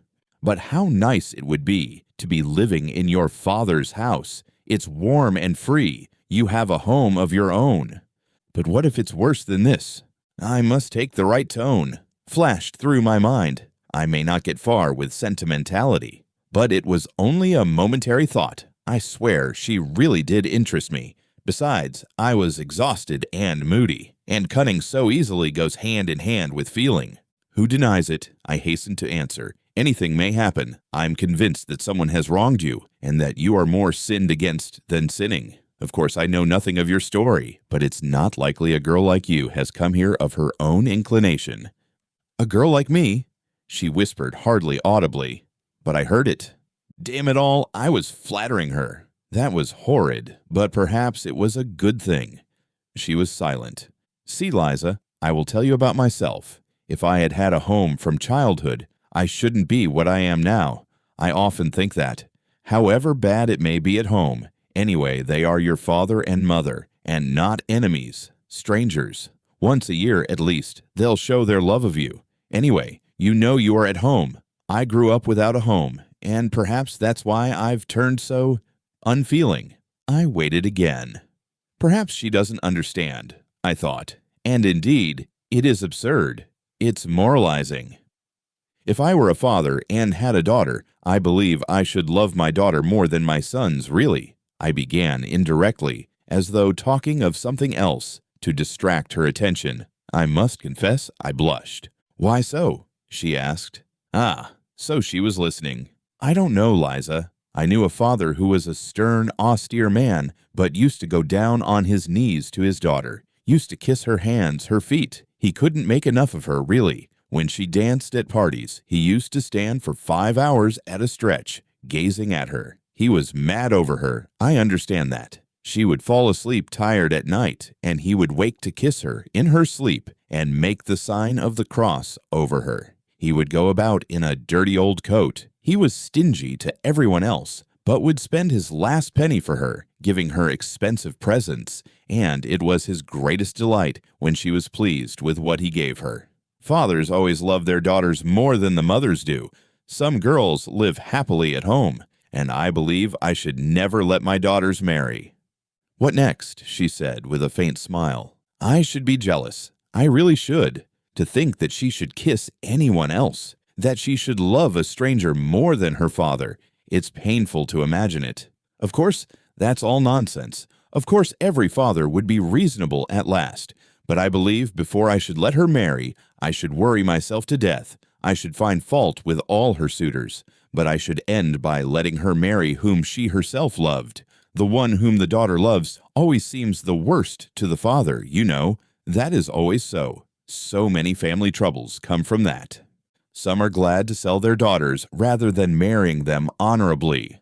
Ah, so that was it. Such a thing, Liza, happens in those accursed families in which there is neither love nor God, I retorted warmly. And where there is no love, there is no sense either. There are such families, it's true, but I am not speaking of them. You must have seen wickedness in your own family if you talk like that. Truly, you must have been unlucky. That sort of thing mostly comes about through poverty. And is it any better with the gentry, even among the poor, honest people who live happily? Yes, perhaps.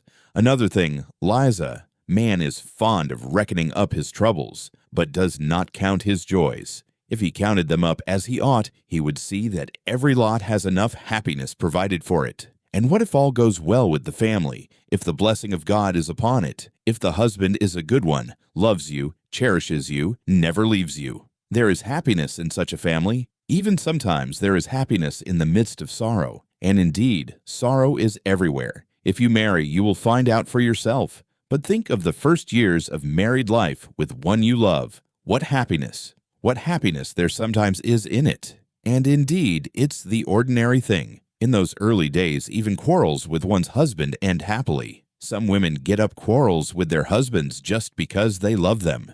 Indeed, I knew a woman like that. She seemed to say that because she loved him, she would torment him and make him feel it. You know that you may torment a man on purpose through love. Women are particularly given to that, thinking to themselves, I will love him so. I will make so much of him afterwards that it's no sin to torment him a little now.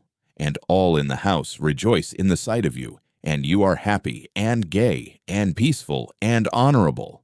Then there are some women who are jealous. If he went off anywhere, I knew one such woman, she couldn't restrain herself, but would jump up at night and run off on the sly to find out where he was, whether he was with some other woman. That's a pity. And the woman knows herself it's wrong, and her heart fails her and she suffers. But she loves. It's all through love. And how sweet it is to make up after quarrels, to own herself in the wrong, or to forgive him. And they both are so happy all at once, as though they had met anew, been married over again, as though their love had begun afresh. And no one should know what passes between husband and wife if they love one another. And whatever quarrels there may be between them, they ought not to call in their own mother to judge between them and tell tales of one another. They are their own judges. Love is a holy mystery and ought to be hidden from all other eyes. Whatever happens, that makes it holier and better. They respect one another more, and much is built on respect. And if once there has been love, if they have been married for love, why should love pass away? Surely one can keep it. It is rare that one cannot keep it. And if the husband is kind and straightforward, why should not love last? The first phase of married love will pass, it is true, but then there will come a love that is better still. Then there will be the union of souls. They will have everything in common. There will be no secrets between them. And once they have children, the most difficult times will seem to them happy, so long as there is love and courage. Even toil will be a joy. You may deny yourself bread for your children, and even that will be a joy. They will love you for it afterwards. So you're laying by for your future. As the children grow up, you feel that you are an example, a support for them, that even after you die, your children will always keep your thoughts and feelings because they have received them from you. They will take on your semblance and likeness. So you see, this is a great duty. How can it fail to draw the father and mother nearer? People say it's a trial to have children. Who says that? It is heavenly happiness. Are you fond of little children, Liza? I am awfully fond of them. You know, a little rosy baby boy at your bosom, and what husband's heart is not touched, seeing his wife nursing his child, a plump little rosy baby, sprawling and snuggling, chubby little hands and feet, clean tiny little nails, so tiny that it makes one laugh to look at them, eyes that look as if they understand everything, and while it sucks, it clutches at your bosom with its little hand, plays. When its father comes up, the child tears itself away from the bosom, flings itself back, looks at its father, laughs, as though it were fearfully funny, and falls to sucking again. Or it will bite its mother's breast when its little teeth are coming, while it looks sideways at her with its little eyes as though to say, "Look, I am biting." Is not all that happiness when they are the three together, husband, wife, and child? One can forgive a great deal for the sake of such moments. Yes, Liza, one must first learn to live oneself before one blames others. It's by pictures like that one must get at you, I thought to myself, though I did speak with real feeling, and all at once I flushed crimson. What if she were suddenly to burst out laughing? What should I do then? That idea drove me to fury. Towards the end of my speech, I really was excited, and now my vanity was somehow wounded. The silence continued. I almost nudged her. "Why are you—" she began and stopped. But I understood. There was a quiver of something different in her voice, not abrupt, harsh, and unyielding as before, but something soft and shamefaced, so shamefaced that I suddenly felt ashamed and guilty. "What?" I asked with tender curiosity. "Why, you." "What?" "Why, you Speak somehow like a book, she said, and again there was a note of irony in her voice. That remark sent a pang to my heart. It was not what I was expecting. I did not understand that she was hiding her feelings under irony, that this is usually the last refuge of modest and chaste-souled people when the privacy of their soul is coarsely and intrusively invaded, and that their pride makes them refuse to surrender till the last moment and shrink from giving expression to their feelings before you. I ought to have guessed the truth from the timidity with which she had repeatedly approached her sarcasm, only bringing herself to utter it at last with an effort. But I did not guess, and an evil feeling took possession of me. Wait a bit, I thought. Part 7. Oh, hush, Liza. How can you talk about being like a book when it makes even me, an outsider, feel sick? Though I don't look at it as an outsider, for indeed it touches me to the heart. Is it possible that you do not feel sick at being here yourself? Evidently, habit does wonders. God knows what habit can do with anyone. Can you seriously think that you will never grow old, that you will always be good-looking, and that they will keep you here forever and ever? I say nothing of the loathsomeness of the life here. Though let me tell you this about it, about your present life, I mean. Here, though you are young now, attractive, nice, with soul and feeling, yet you know, as soon as I came to myself just now, I felt at once sick at being here with you. One can only come here when one is drunk. But if you were anywhere else, living as good people live, I should perhaps be more than attracted by you, should fall in love with you, should be glad of a look from you, let alone a word. I should hang about your door, should go down on my knees to you, should look upon you as my betrothed, and think it an honor to be allowed to. I should not dare to have an impure thought about you. But here, you see, I know that I have only to whistle, and you have to come with me whether you like it or not. I don't consult your wishes, but you mine. The lowest laborer hires himself as a workman, but he doesn't make a slave of himself altogether. Besides, he knows that he will be free again presently. But when are you free? Only think what you are giving up here. What is it you are making a slave of? It is your soul, together with your body. You are selling your soul, which you have no right to dispose of. You give your love to be outraged by every drunkard. Love, but that's everything, you know. It's a priceless diamond. It's a maiden's treasure. Love. Why, a man would be ready to give his soul, to face death, to gain that love. But how much is your love worth now? You are sold, all of you, body and soul. And there is no need to strive for love when you can have everything without love. And you know there is no greater insult to a girl than that. Do you understand?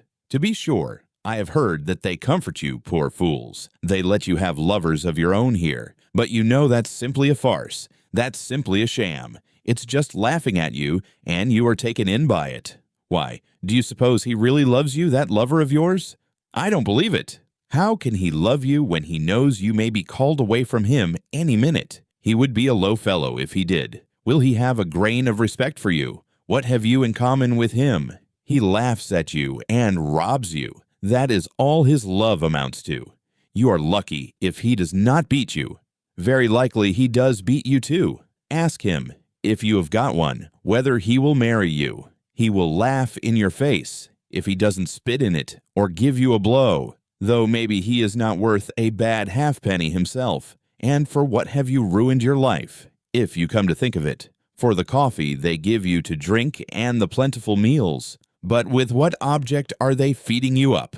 An honest girl couldn't swallow the food, for she would know what she was being fed for. You are in debt here, and of course, you will always be in debt, and you will go on in debt to the end, till the visitors here begin to scorn you, and that will soon happen. Don't rely upon your youth, all that flies by express train here, you know. You will be kicked out, and not simply kicked out. Long before that, she'll begin nagging at you, scolding you, abusing you, as though you had not sacrificed your health for her, had not thrown away your youth and your soul for her benefit, but as though you had ruined her, beggared her, robbed her. And don't expect anyone to take your part. The others, your companions, will attack you too, win her favor, for all are in slavery here and have lost all conscience and pity here long ago. They have become utterly vile, and nothing on earth is viler, more loathsome, and more insulting than their abuse. And you are laying down everything here, unconditionally, youth and health and beauty and hope. And at 22, you will look like a woman of 5 and 30, and you will be lucky if you are not diseased. Pray to God for that. No doubt you are thinking now that you have a gay time and no work to do. Yet there is no work harder or more dreadful in the world or ever has been. One would think that the heart alone would be worn out with tears, and you won't dare to say a word, not half a word, when they drive you away from. Here, you will go away as though you were to blame. You will change to another house, then to a third, then somewhere else, till you come down at last to the Haymarket. There you will be beaten at every turn. That is good manners there. The visitors don't know how to be friendly without beating you. You don't believe that it is so hateful there? Go and look for yourself sometime. You can see with your own eyes. Once, one New Year's Day, I saw a woman at a door. They had turned her out as a joke, to give her a taste of the frost because she had been crying so much, and they shut the door behind her.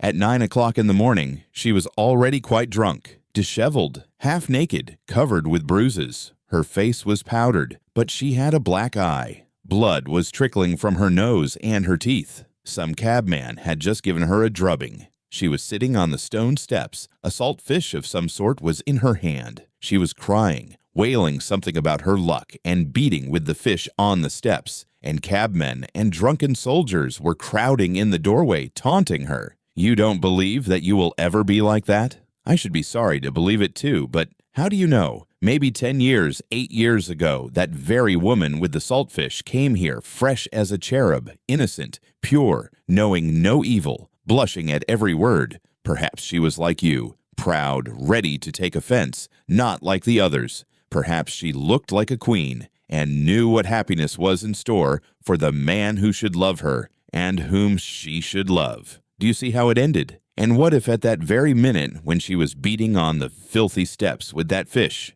drunken and disheveled, what if at that very minute she recalled the pure early days in her father's house, when she used to go to school and the neighbor's son watched for her on the way, declaring that he would love her as long as he lived, that he would devote his life to her, and when they vowed to love one another forever and be married as soon as they were grown up.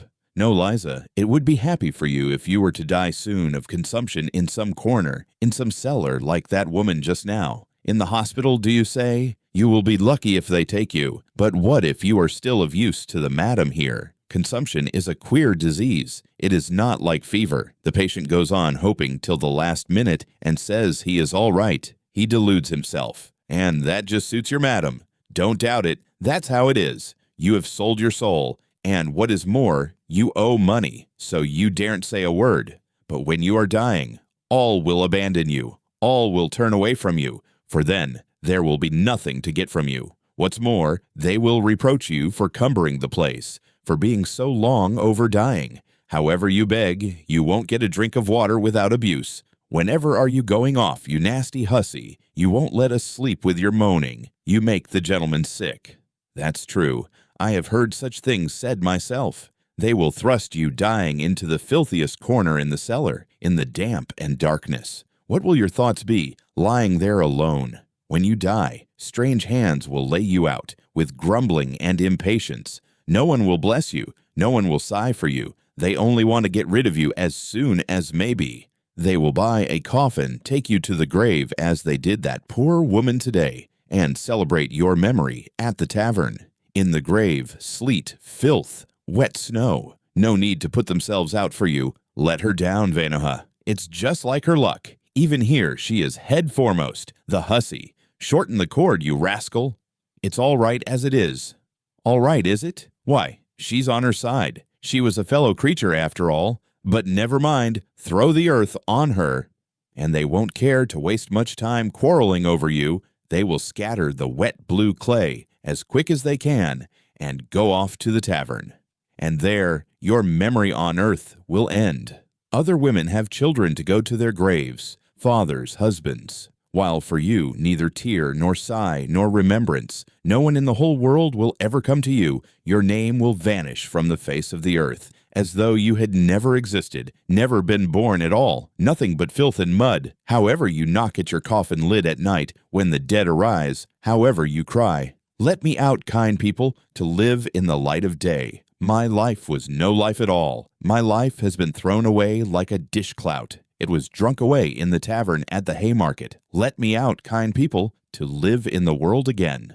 And I worked myself up to such a pitch that I began to have a lump in my throat myself. And all at once I stopped, sat up in dismay, and bending over apprehensively, began to listen with a beating heart. I had reason to be troubled. I had felt for some time that I was turning her soul upside down and rending her heart, and the more I was convinced of it, the more eagerly I desired to gain my object as quickly and as effectually as possible. It was the exercise of my skill that carried me away, yet it was not merely sport.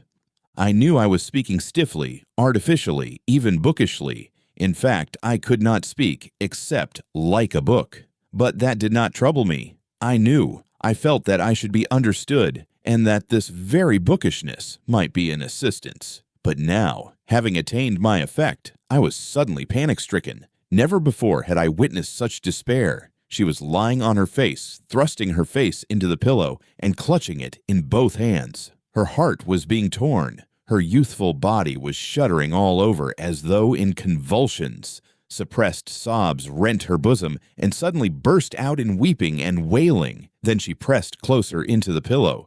She did not want anyone here, not a living soul, to know of her anguish and her tears. She bit the pillow, bit her hand till it bled. I saw that afterwards. Or thrusting her fingers into her disheveled hair, seemed rigid with the effort of restraint, holding her breath and clenching her teeth. I began saying something, begging her to calm herself, but felt that I did not dare, and all at once, in a sort of cold shiver, almost in terror, began fumbling in the dark, trying hurriedly to get dressed to go. It was dark. Though I tried my best, I could not finish dressing quickly. Suddenly, I felt a box of matches and a candlestick with a whole candle in it. As soon as the room was lighted up, Liza sprang up, sat up in bed, and with a contorted face, with a half-insane smile, looked at me almost senselessly. I sat down beside her and took her hands. She came to herself, made an impulsive movement towards me, would have caught hold of me, but did not dare, and slowly bowed her head before me. "Liza, my dear, I was wrong. Forgive me, my dear," I began, but she squeezed my hand in her fingers so tightly that I felt I was saying the wrong thing and stopped. "This is my address, Liza. Come to me." "I will come," she answered resolutely, her head still bowed. "But now I am going. Goodbye. Till we meet again." I got up. She too stood up and suddenly flushed all over, gave a shudder, snatched up a shawl that was lying on a chair, and muffled herself in it to her chin. As she did this, she gave another sickly smile, blushed, and looked at me strangely. I felt wretched. I was in haste to get away, to disappear. "Wait a minute," she said suddenly in the passage just at the doorway, stopping me with her hand on my overcoat. She put down the candle in hot haste and ran off. Evidently, she had thought of something or wanted to show me something. As she ran away, she flushed, her eyes shone, and there was a smile on her lips. What was the meaning of it? Against my will, I waited. She came back a minute later with an expression that seemed to ask forgiveness for something. In fact, it was not the same face, not the same look as the evening before, sullen, mistrustful, and obstinate. Her eyes now were imploring, soft, and at the same time trustful, caressing, timid, the expression with which children look at people they are very fond of whom they are asking a favor. Her eyes were a light hazel. They were lovely eyes, full of life, and capable of expressing love as well as sullen hatred, making no explanation, as though I, as a sort of higher being, must understand everything without explanations. She held out a piece of paper to me. Her whole face was positively beaming at that instant with naive, almost childish triumph. I unfolded it. It was a letter to her from a medical student or someone of that sort. A very high-flown and flowery but extremely respectful love letter. I don't recall the words now, but I remember well that through the high-flown phrases there was apparent a genuine feeling, which cannot be feigned. When I had finished reading it, I met her glowing, questioning, and childishly impatient eyes fixed upon me. She fastened her eyes upon my face and waited impatiently for what I should say. In a few words, hurriedly, but with a sort of joy and pride, she explained to me that she had been to a dance somewhere in a private house. A family of very nice people who knew nothing, absolutely nothing, for she had only come here so lately, and it had all happened, and she hadn't made up her mind to stay, and was certainly going away as soon as she had paid her debt. And at that party, there had been the student who had danced with her all the evening. He had talked to her, and it turned out that he had known her in old days at Riga when he was a child. They had played together, but a very long time ago, and he knew her parents. But about this, he knew nothing, nothing whatever, and had no suspicion. And the day after the dance, 3 days ago, he had sent her that letter through the friend with whom she had gone to the party. And, well, that was all. She dropped her shining eyes with a sort of bashfulness as she finished. The poor girl was keeping that student's letter as a precious treasure and had run to fetch it, her only treasure, because she did not want me to go away without knowing that she, too, was honestly and genuinely loved, that she, too, was addressed respectfully. No doubt that letter was destined to lie in her box and lead to nothing. But nonetheless, I am certain that she would keep it all her life as a precious treasure, as her pride and justification. And now, at such a minute, she had thought of that letter and brought it with naive pride to raise herself in my eyes, that I might see, that I, too, might think well of her. I said nothing, pressed her hand, and went out. I so longed to get away. I walked all the way home in spite of the fact that the melting snow was still falling in heavy flakes. I was exhausted, shattered, in bewilderment, but behind the bewilderment, the truth was already gleaming, the loathsome truth. Part 8. It was some time, however, before I consented to recognize that truth. Waking up in the morning after some hours of heavy, leaden sleep, and immediately realizing all that had happened on the previous day, I was positively amazed at my last night's sentimentality with Liza, at all those outcries of horror and pity. To think of having such an attack of womanish hysteria, pah, I concluded. And what did I thrust my address upon her for? What if she comes? Let her come, though, it doesn't matter. But obviously that was not now the chief and the most important matter. I had to make haste and at all costs save my reputation in the eyes of Zverkov and Simonov as quickly as possible. That was the chief business. And I was so taken up that morning that I actually forgot all about Liza. First of all, I had at once to repay what I had borrowed the day before from Simonov. I resolved on a desperate measure to borrow 15 rubles straight off from Anton Antonitch. As luck would have it, he was in the best of humors that morning and gave it to me at once on the first asking. I was so delighted at this that as I signed with a swaggering air, I told him casually that the night before I had been keeping it up with some friends at the Hotel de Paris. We were giving a farewell party to a comrade, in fact, I might say a friend of my childhood, and, you know, a desperate rake, fearfully spoilt. Of course, he belongs to a good family and has considerable means, a brilliant career. He is witty, charming, a regular Lovelace, you understand. We drank an extra half dozen and it went off all right. All this was uttered very easily, unconstrainedly, and complacently. On reaching home, I promptly wrote to Simonov. To this hour, I am lost in admiration when I recall the truly gentlemanly, good-humored, candid tone of my letter, with tact and good breeding, and above all, entirely without superfluous words. I blame myself for all that had happened. I defended myself, if I really may be allowed to defend myself, by alleging that being utterly unaccustomed to wine, I had been intoxicated with the first glass, which I said I had drunk before they arrived, while I was waiting for them at the Hotel de Paris between 5 and 6 o'clock. I begged Simonov's pardon especially. I asked him to convey my explanations to all the others, especially to Zverkov, whom I seemed to remember as though in a dream I had insulted. I added that I would have called upon all of them myself, but my head ached, and besides, I had not the face to. I was particularly pleased with a certain lightness, almost carelessness, strictly within the bounds of politeness, however, which was apparent in my style, and better than any possible arguments, gave them at once to understand that I took rather an independent view of all that unpleasantness last night, that I was by no means so utterly crushed as you, my friends, probably imagine, but on the contrary, looked upon it as a gentleman, serenely respecting himself, should look upon it. On a young hero's past, no censure is cast. There is actually an aristocratic playfulness about it, I thought admiringly as I read over the letter. And it's all because I am an intellectual and cultivated man. Another man in my place would not have known how to extricate himself, but here I have got out of it, and am as jolly as ever again, and all because I am a cultivated and educated man of our day. And, indeed, perhaps everything was due to the wine yesterday.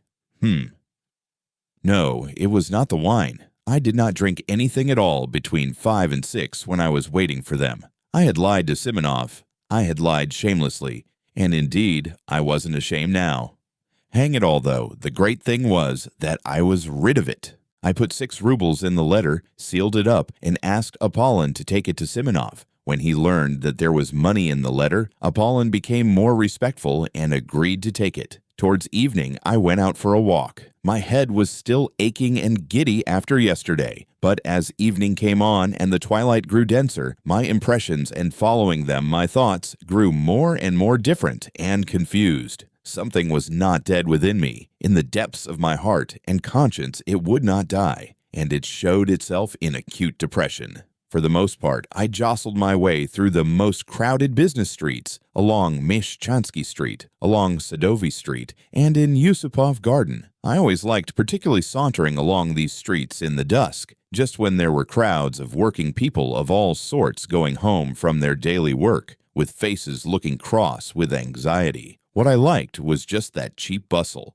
that bare prose. On this occasion, the jostling of the streets irritated me more than ever. I could not make out what was wrong with me. I could not find the clue. Something seemed rising up continually in my soul, painfully, and refusing to be appeased. I returned home completely upset. It was just as though some crime were lying on my conscience. The thought that Liza was coming worried me continually. It seemed queer to me that of all my recollections of yesterday, this tormented me. As it were, especially as it were, quite separately. Everything else I had quite succeeded in forgetting by the evening. I dismissed it all and was still perfectly satisfied with my letter to Simonov. But on this point, I was not satisfied at all. It was as though I were worried only by Liza. What if she comes? I thought incessantly. Well, it doesn't matter. Let her come.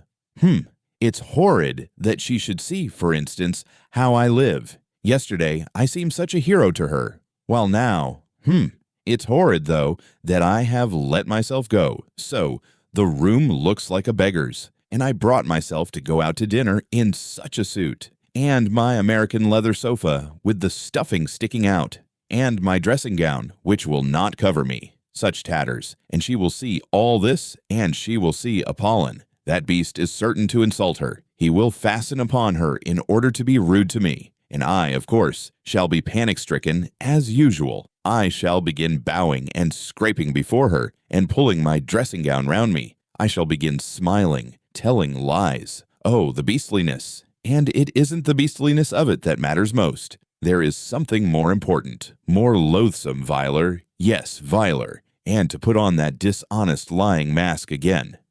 When I reached that thought, I fired up all at once. Why dishonest? How dishonest? I was speaking sincerely last night. I remembered there was real feeling in me, too. What I wanted was to excite an honorable feeling in her. Her crying was a good thing. It will have a good effect. Yet I could not feel at ease. All that evening, even when I had come back home, even after 9 o'clock, when I calculated that Liza could not possibly come, still she haunted me, and what was worse, she came back to my mind always in the same position. One moment out of all that had happened last night stood vividly before my imagination, the moment when I struck a match and saw her pale, distorted face, with its look of torture. And what a pitiful, what an unnatural, what a distorted smile she had at that moment. But I did not know then that 15 years later I should still in my imagination see Liza, always with the pitiful, distorted, inappropriate smile which was on her face at that minute. Next day I was ready again to look upon it all as nonsense, due to overexcited nerves, and, above all, as exaggerated. I was always conscious of that weak point of mine, and sometimes very much afraid of it. I exaggerate everything, that is where I go wrong, I repeated to myself every hour. But, however, Liza will very likely come all the same, was the refrain with which all my reflections ended. I was so uneasy that I sometimes flew into a fury. She'll come. She is certain to come, I cried, running about the room. If not today, she will come tomorrow. She'll find me out. The damnable romanticism of these pure hearts. Oh, the vileness. Oh, the silliness. Oh, the stupidity of these wretched sentimental souls. Why, how fail to understand? How could one fail to understand? But at this point I stopped short, and in great confusion indeed. And how few words, I thought in passing, were needed. How little of the idyllic, and affectedly, bookishly, artificially idyllic, too, had sufficed to turn a whole human life at once according to my will. That's virginity, to be sure, freshness of soil. At times a thought occurred to me, to go to her, to tell her all, and beg her not to come to me. But this thought stirred such wrath in me that I believed I should have crushed that damned Liza if she had chanced to be near me at the time. I should have insulted her, have spat at her, have turned her out, have struck her. One day passed, however, another and another. She did not come, and I began to grow calmer. I felt particularly bold and cheerful after 9 o'clock. I even sometimes began dreaming, and rather sweetly. I, for instance, became the salvation of Liza, simply through her coming to me and my talking to her. I develop her, educate her. Finally, I notice that she loves me passionately. I pretend not to understand. I don't know, however, why I pretend, just for effect, perhaps. At last, all confusion, transfigured, trembling, and sobbing, she flings herself at my feet and says that I am her savior, and that she loves me better than anything in the world. I am amazed. But, Liza, I say, can you imagine that I have not noticed your love? I saw it all. I divined it, but I did not dare to approach you first, because I had an influence over you and was afraid that you would force yourself from gratitude to respond to my love, would try to rouse in your heart a feeling which was perhaps absent, and I did not wish that, because it would be tyranny. It would be indelicate. In short, I launch off at that point into European, inexplicably lofty subtleties a la George Sand. But now you are mine. You are my creation. You are pure. You are good. You are my noble wife. Into my house come bold and free, its rightful mistress there to be. Then we begin living together, go abroad, and so on and so on. In fact, in the end, it seemed vulgar to me myself, and I began putting out my tongue at myself. Besides, they won't let her out. The hussy, I thought. They don't let them go out very readily, especially in the evening. For some reason, I fancied she would come in the evening, and at 7 o'clock precisely. Though she did say she was not altogether a slave there yet, and had certain rights. So, damn it all, she will come. She is sure to come. It was a good thing, in fact, that Apollon distracted my attention at that time by his rudeness. He drove me beyond all patience. He was the bane of my life, the curse laid upon me by Providence. We had been squabbling continually for years, and I hated him. My God, how I hated him! I believe I had never hated anyone in my life as I hated him, especially at some moments. He was an elderly, dignified man who worked part of his time as a tailor, but for some unknown reason he despised me beyond all measure and looked down upon me insufferably, though indeed he looked down upon everyone. Simply to glance at that flaxen, smoothly brushed head, at the tuft of hair he combed up on his forehead and oiled with sunflower oil, at that dignified mouth, compressed into the shape of the letter V, made one feel one was confronting a man who never doubted of himself. He was a pedant, to the most extreme point, the greatest pedant I had met on earth, and with that had a vanity only befitting Alexander of Macedon. He was in love with every button on his coat, every nail on his fingers, absolutely in love with them. And he looked it. In his behavior to me, he was a perfect tyrant. He spoke very little to me, and if he chanced to glance at me, he gave me a firm, majestically self-confident, and invariably ironical look that drove me sometimes to fury. He did his work with the air of doing me the greatest favor, though he did scarcely anything for me, and did not indeed consider himself bound to do anything. There could be no doubt that he looked upon me as the greatest fool on earth, and that he did not get rid of me was simply that he could get wages from me every month. He consented to do nothing for me for 7 rubles a month. Many sins should be forgiven me for what I suffered from him. My hatred reached such a point that sometimes his very step almost threw me into convulsions. What I loathed particularly was his lisp. His tongue must have been a little too long or something of that sort, for he continually lisped and seemed to be very proud of it, imagining that it greatly added to his dignity. He spoke in a slow, measured tone with his hands behind his back and his eyes fixed on the ground. He maddened me, particularly when he read aloud the Psalms to himself behind his partition. Many a battle I waged over that reading, but he was awfully fond of reading aloud in the evenings in a slow, even sing-song voice, as though over the dead. It is interesting that that is how he has ended. He hires himself out to read the Psalms over the dead, and at the same time he kills rats and makes blacking. But at that time I could not get rid of him. It was as though he were chemically combined with my existence. Besides, nothing would have induced him to consent to leave me. I could not live in furnished lodgings. My lodging was my private solitude, my shell, my cave, in which I concealed myself from all mankind, and Apollon seemed to me, for some reason, an integral part of that flat, and for 7 years I could not turn him away. To be 2 or 3 days behind with his wages, for instance, was impossible. He would have made such a fuss, I should not have known where to hide my head. But I was so exasperated with everyone during those days that I made up my mind for some reason, and with some object, to punish Apollon and not to pay him for a fortnight the wages that were owing him. I had for a long time, for the last 2 years, been intending to do this, simply in order to teach him not to give himself airs with me, and to show him that if I liked, I could withhold his wages. I purposed to say nothing to him about it, and was purposely silent indeed, in order to score off his pride and force him to be the first to speak of his wages. Then I would take the 7 rubles out of a drawer, show him I have the money put aside on purpose, but that I won't. I simply won't pay him his wages. I won't, just because that is what I wish, because I am master, and it is for me to decide, because he has been disrespectful, because he has been rude. But if he were to ask respectfully, I might be softened and give it to him. Otherwise, he might wait another fortnight, another 3 weeks, a whole month.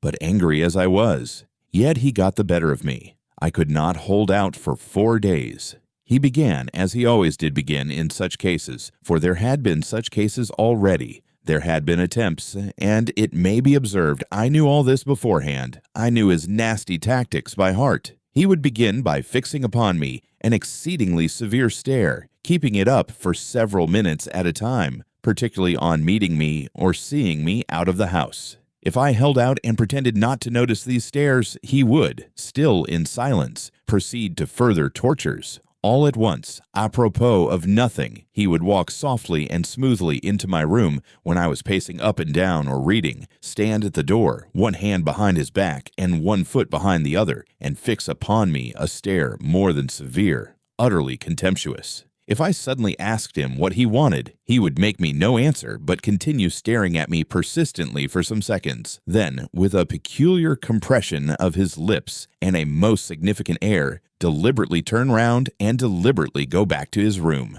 2 hours later, he would come out again and again present himself before me in the same way. It had happened that in my fury I did not even ask him what he wanted, but simply raised my head sharply and imperiously and began staring back at him. So we stared at one another for 2 minutes. At last he turned with deliberation and dignity and went back again for 2 hours. If I were still not brought to reason by all this, but persisted in my revolt, he would suddenly begin sighing while he looked at me. Long, deep sighs, as though measuring by them the depths of my moral degradation. And, of course, it ended at last by his triumphing completely. I raged and shouted, but still was forced to do what he wanted. This time, the usual staring maneuvers had scarcely begun when I lost my temper and flew at him in a fury. I was irritated beyond endurance apart from him.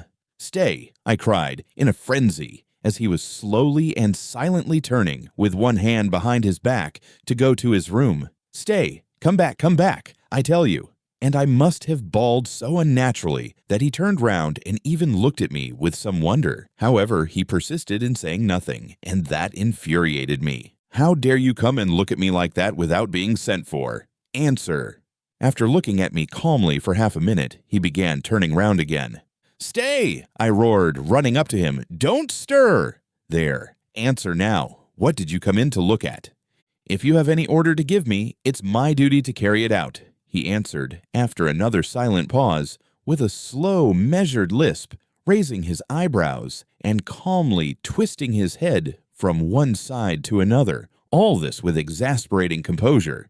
"That's not what I am asking you about, you torturer," I shouted, turning crimson with anger. "I'll tell you why you came here myself. You see, I don't give you your wages. You are so proud, you don't want to bow down and ask for it, and so you come to punish me with your stupid stares, to worry me, and you have no suspicion how stupid it is. Stupid, stupid, stupid, stupid." He would have turned round again without a word, but I seized him. "Listen," I shouted to him. "Here's the money, do you see? Here it is." I took it out of the table drawer. "Here's the 7 rubles complete, but you are not going to have it. You are not going to have it until you come respectfully with bowed head to beg my pardon. Do you hear?" "That cannot be," he answered, with the most unnatural self-confidence. "It shall be so," I said. "I give you my word of honor, it shall be." "And there's nothing for me to beg your pardon for," he went on, as though he had not noticed my exclamations at all. "Why, besides, you called me a torturer, for which I can summon you at the police station at any time for insulting behavior." "Go, summon me," I roared. "Go at once, this very minute, this very second. You are a torturer all the same, a torturer." But he merely looked at me, then turned, and regardless of my loud calls to him, he walked to his room with an even step and without looking round. If it had not been for Liza, nothing of this would have happened, I decided inwardly. Then, after waiting a minute, I went myself behind his screen with a dignified and solemn air, though my heart was beating slowly and violently. "Apollon," I said quietly and emphatically, though I was breathless, "go at once without a minute's delay and fetch the police officer." He had meanwhile settled himself at his table, put on his spectacles, and taken up some sewing. But, hearing my order, he burst into a guffaw. "At once, go this minute. Go on, or else you can't imagine what will happen. You are certainly out of your mind," he observed, without even raising his head, lisping as deliberately as ever and threading his needle. "Who ever heard of a man sending for the police against himself? And as for being frightened, you are upsetting yourself about nothing, for nothing will come of it." "Go!" I shrieked, clutching him by the shoulder. I felt I should strike him in a minute, but I did not notice the door from the passage softly and slowly open at that instant, and a figure come in, stop short, and begin staring at us in perplexity. I glanced, nearly swooned with shame, and rushed back to my room. There, clutching at my hair with both hands, I leaned my head against the wall and stood motionless in that position. 2 minutes later, I heard Apollon's deliberate footsteps. "There is some woman asking for you," he said, looking at me with peculiar severity. Then he stood aside and let in Liza. He would not go away, but stared at us sarcastically. Go away, I commanded in desperation. At that moment, my clock began whirring and wheezing and struck 7. Part 9. Into my house come bold and free, its rightful mistress there to be. I stood before her, crushed, crestfallen, revoltingly confused, and I believe I smiled as I did my utmost to wrap myself in the skirts of my ragged wadded dressing gown, exactly as I had imagined the scene not long before in a fit of depression. After standing over us for a couple of minutes, Apollon went away, but that did not make me more at ease. What made it worse was that she, too, was overwhelmed with confusion, more so, in fact, than I should have expected, at the sight of me, of course.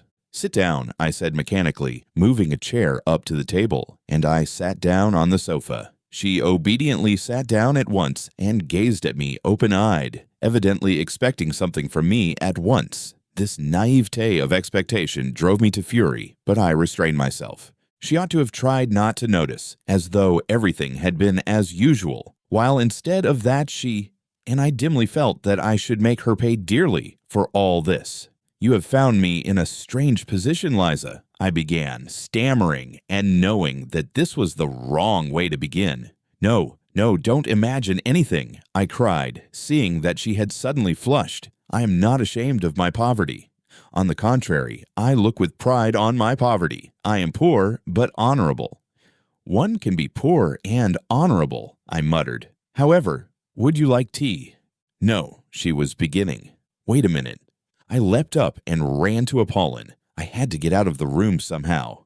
"Apollon," I whispered in feverish haste, flinging down before him the 7 rubles which had remained all the time in my clenched fist. "Here are your wages. You see, I give them to you. But for that, you must come to my rescue.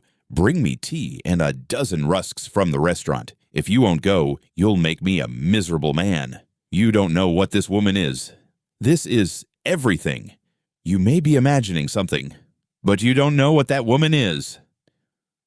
Apollon, who had already sat down to his work and put on his spectacles again, at first glanced askance at the money without speaking or putting down his needle. Then, without paying the slightest attention to me or making any answer, he went on busying himself with his needle, which he had not yet threaded. I waited before him for 3 minutes with my arms crossed à la Napoleon. My temples were moist with sweat. I was pale. I felt it. But thank God he must have been moved to pity, looking at me. Having threaded his needle, he deliberately got up from his seat, deliberately moved back his chair, deliberately took off his spectacles, deliberately counted the money, and finally asking me over his shoulder, "Shall I get a whole portion?" deliberately walked out of the room.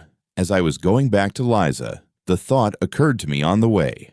Shouldn't I run away just as I was in my dressing gown, no matter where, and then let happen what would? I sat down again. She looked at me uneasily. For some minutes, we were silent. "I will kill him," I shouted suddenly, striking the table with my fist so that the ink spurted out of the inkstand. "What are you saying?" she cried, starting. "I will kill him! Kill him!" I shrieked, suddenly striking the table in absolute frenzy, and at the same time fully understanding how stupid it was to be in such a frenzy. "You don't know, Liza, what that torture is to me. He is my torture. He has gone now to fetch some rusks. And suddenly I burst into tears. It was an hysterical attack. How ashamed I felt in the midst of my sobs, but still I could not restrain them. She was frightened. "What is the matter? What is wrong?" she cried, fussing about me. "Water! Give me water over there!" I muttered in a faint voice, though I was inwardly conscious that I could have got on very well without water and without muttering in a faint voice, but I was, what is called, putting it on to save appearances, though the attack was a genuine one. She gave me water, looking at me in bewilderment. At that moment, Apollon brought in the tea. It suddenly seemed to me that this commonplace, prosaic tea was horribly undignified and paltry after all that had happened, and I blushed crimson. Liza looked at Apollon with positive alarm. He went out without a glance at either of us. "Liza, do you despise me?" I asked, looking at her fixedly, trembling with impatience to know what she was thinking. She was confused and did not know what to answer. "Drink your tea," I said to her angrily. I was angry with myself, but of course it was she who would have to pay for it. A horrible spite against her suddenly surged up in my heart. I believe I could have killed her. To revenge myself on her, I swore inwardly not to say a word to her all the time. She is the cause of it all, I thought. Our silence lasted for 5 minutes. The tea stood on the table. We did not touch it. I had got to the point of purposely refraining from beginning in order to embarrass her further. It was awkward for her to begin alone. Several times she glanced at me with mournful perplexity. I was obstinately silent. I was, of course, myself the chief sufferer, because I was fully conscious of the disgusting meanness of my spiteful stupidity, and yet at the same time I could not restrain myself. "I want to get away." "From there altogether," she began, to break the silence in some way. But poor girl, that was just what she ought not to have spoken about at such a stupid moment to a man so stupid as I was. My heart positively ached with pity, for her tactless and unnecessary straightforwardness. But something hideous at once stifled all compassion in me. It even provoked me to greater venom. I did not care what happened. Another 5 minutes passed. "Perhaps I am in your way," she began timidly, hardly audibly, and was getting up. But as soon as I saw this first impulse of wounded dignity, I positively trembled with spite, and at once burst out. "Why have you come to me? Tell me that, please," I began, gasping for breath and regardless of logical connection in my words. I longed to have it all out at once, at one burst. I did not even trouble how to begin. "Why have you come? Answer, answer," I cried, hardly knowing what I was doing. "I'll tell you, my good girl, why you have come. You've come because I talked sentimental stuff to you then, so now you are soft as butter and longing for fine sentiments again. So you may as well know that I was laughing at you then, and I am laughing at you now. Why are you shuddering? Yes, I was laughing at you. I had been insulted just before, at dinner, by the fellows who came that evening before me. I came to you, meaning to thrash one of them, an officer, but I didn't succeed. I didn't find him. I had to avenge the insult on someone to get back my own again. You turned up. I vented my spleen on you and laughed at you. I had been humiliated, so I wanted to humiliate. I had been treated like a rag, so I wanted to show my power. That's what it was. And you imagined I had come there on purpose to save you. Yes? You imagined that? You imagined that? I knew that she would perhaps be muddled and not take it all in exactly, but I knew, too, that she would grasp the gist of it very well indeed. And so, indeed, she did. She turned white as a handkerchief, tried to say something, and her lips worked painfully, but she sank on a chair as though she had been felled by an axe. And all the time afterwards she listened to me with her lips parted and her eyes wide open, shuddering with awful terror. The cynicism of my words overwhelmed her. "Save you," I went on, jumping up from my chair and running up and down the room before her. "Save you from what? But perhaps I am worse than you myself. Why didn't you throw it in my teeth when I was giving you that sermon? But what did you come here yourself for? Was it to read us a sermon? Power was what I wanted then. Sport was what I wanted. I wanted to wring out your tears, your humiliation, your hysteria. That was what I wanted then. Of course, I couldn't keep it up then, because I am a wretched creature. I was frightened, and, the devil knows why, gave you my address in my folly. Afterwards, before I got home, I was cursing and swearing at you because of that address. I hated you already because of the lies I had told you, because I only like playing with words, only dreaming. But, do you know, what I really want is that you should all go to hell. That is what I want. I want peace. Yes, I'd sell the whole world for a farthing, straight off, so long as I was left in peace. Is the world to go to pot, or am I to go without my tea? I say that the world may go to pot for me, so long as I always get my tea. Did you know that, or not? Well, anyway, I know that I am a blackguard, a scoundrel, an egoist, a sluggard. Here I have been shuddering for the last 3 days at the thought of your coming. And do you know what has worried me particularly for these 3 days? That I posed as such a hero to you, and now you would see me in a wretched, torn dressing gown, beggarly, loathsome. I told you just now that I was not ashamed of my poverty, so you may as well know that I am ashamed of it. I am more ashamed of it than of anything, more afraid of it than of being found out if I were a thief, because I am as vain as though I had been skinned, and the very air blowing on me hurt. Surely by now you must realize that I shall never forgive you for having found me in this wretched dressing gown, just as I was flying at Apollon like a spiteful cur. The Savior, the former hero, was flying like a mangy, unkempt sheepdog at his lackey, and the lackey was jeering at him. And I shall never forgive you for the tears I could not help shedding before you just now, like some silly woman put to shame. And for what I am confessing to you now, I shall never forgive you either. Yes, you must answer for it all because you turned up like this. Because I am a blackguard, because I am the nastiest, stupidest, absurdest, and most envious of all the worms on earth, who are not a bit better than I am, but, the devil knows why, are never put to confusion, while I shall always be insulted by every louse. That is my doom. And what is it to me that you don't understand a word of this? And what do I care? What do I care about you, and whether you go to ruin there or not? Do you understand how I shall hate you now after saying this, for having been here and listening? Why, it's not once in a lifetime a man speaks out like this, and then it is in hysterics. What more do you want? Why do you still stand confronting me after all this? Why are you worrying me? Why don't you go? But at this point, a strange thing happened. I was so accustomed to think and imagine everything from books, and to picture everything in the world to myself, just as I had made it up in my dreams beforehand, that I could not all at once take in this strange circumstance. What happened was this. Liza, insulted and crushed by me, understood a great deal more than I imagined. She understood from all this what a woman understands first of all if she feels genuine love, that is, that I was myself unhappy. The frightened and wounded expression on her face was followed first by a look of sorrowful perplexity when I began calling myself a scoundrel and a blackguard, and my tears flowed. The tirade was accompanied throughout by tears. Her whole face worked convulsively. She was on the point of getting up and stopping me. When I finished, she took no notice of my shouting, "Why are you here? Why don't you go away?" But realized only that it must have been very bitter to me to say all this.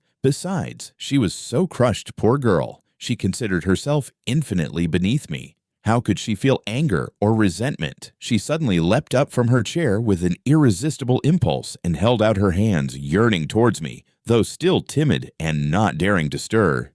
At this point, there was a revulsion in my heart, too. Then she suddenly rushed to me, threw her arms round me, and burst into tears. I, too, could not restrain myself, and sobbed as I never had before. "They won't let me. I can't be good," I managed to articulate. Then I went to the sofa, fell on it face downwards, and sobbed on it for a quarter of an hour in genuine hysterics. She came close to me, put her arms round me, and stayed motionless in that position. But the trouble was that the hysterics could not go on forever, and, I am writing the loathsome truth, lying face downwards on the sofa, with my face thrust into my nasty leather pillow, I began by degrees to be aware of a faraway, involuntary but irresistible feeling that it would be awkward now for me to raise my head and look Liza straight in the face. Why was I ashamed? I don't know. But I was ashamed. The thought, too, came into my overwrought brain that our parts now were completely changed, that she was now the heroine, while I was just a crushed and humiliated creature, as she had been before me that night, 4 days before. And all this came into my mind during the minutes I was lying on my face on the sofa. My God, surely I was not envious of her then. I don't know, to this day I cannot decide. And at the time, of course, I was still less able to understand what I was feeling than now. I cannot get on without domineering and tyrannizing over someone, but there is no explaining anything by reasoning, and so it is useless to reason. I conquered myself, however, and raised my head. I had to do so sooner or later, and I am convinced to this day that it was just because I was ashamed to look at her that another feeling was suddenly kindled and flamed up in my heart. A feeling of mastery and possession. My eyes gleamed with passion, and I gripped her hands tightly. How I hated her, and how I was drawn to her at that minute. The one feeling intensified the other. It was almost like an act of vengeance. At first, there was a look of amazement, even of terror on her face, but only for one instant. She warmly and rapturously embraced me. Part 10. A quarter of an hour later, I was rushing up and down the room in frenzied impatience. From minute to minute, I went up to the screen and peeped through the crack at Liza. She was sitting on the ground with her head leaning against the bed, and must have been crying. But she did not go away, and that irritated me. This time she understood it all. I had insulted her finally, but there's no need to describe it. She realized that my outburst of passion had been simply revenge. A fresh humiliation, and that to my earlier almost causeless hatred was added now a personal hatred born of envy. Though I do not maintain positively that she understood all this distinctly, but she certainly did fully understand that I was a despicable man, and what was worse, incapable of loving her. I know I shall be told that this is incredible, but it is incredible to be as spiteful and stupid as I was. It may be added that it was strange I should not love her, or at any rate appreciate her love. Why is it strange? In the first place, by then I was incapable of love, for I repeat, with me loving meant tyrannizing and showing my moral superiority. I have never in my life been able to imagine any other sort of love, and have nowadays come to the point of sometimes thinking that love really consists in the right freely given by the beloved object to tyrannize over her. Even in my underground dreams, I did not imagine love except as a struggle. I began it always with hatred, and ended it with moral subjugation, and afterwards I never knew what to do with the subjugated object. And what is there to wonder at in that? Since I had succeeded in so corrupting myself, since I was so out of touch with real life, as to have actually thought of reproaching her and putting her to shame for having come to me to hear fine sentiments, and did not even guess that she had come not to hear fine sentiments, but to love me, because to a woman all reformation, all salvation from any sort of ruin, and all moral renewal is included in love, and can only show itself in that form. I did not hate her so much, however, when I was running about the room and peeping through the crack in the screen. I was only insufferably oppressed by her being here. I wanted her to disappear. I wanted peace, to be left alone in my underground world. Real life oppressed me with its novelty so much that I could hardly breathe. But several minutes passed, and she still remained, without stirring, as though she were unconscious. I had the shamelessness to tap softly at the screen, as though to remind her. She started, sprang up, and flew to seek her kerchief, her hat, her coat, as though making her escape from me. 2 minutes later she came from behind the screen, and looked with heavy eyes at me. I gave a spiteful grin, which was forced, however, to keep up appearances, and I turned away from her eyes. "Goodbye," she said, going towards the door. I ran up to her, seized her hand, opened it, thrust something in it, and closed it again. Then I turned at once and dashed away in haste to the other corner of the room to avoid seeing, anyway. I did mean a moment since to tell a lie, to write that I did this accidentally, not knowing what I was doing, through foolishness, through losing my head. But I don't want to lie, and so I will say straight out that I opened her hand and put the money in it.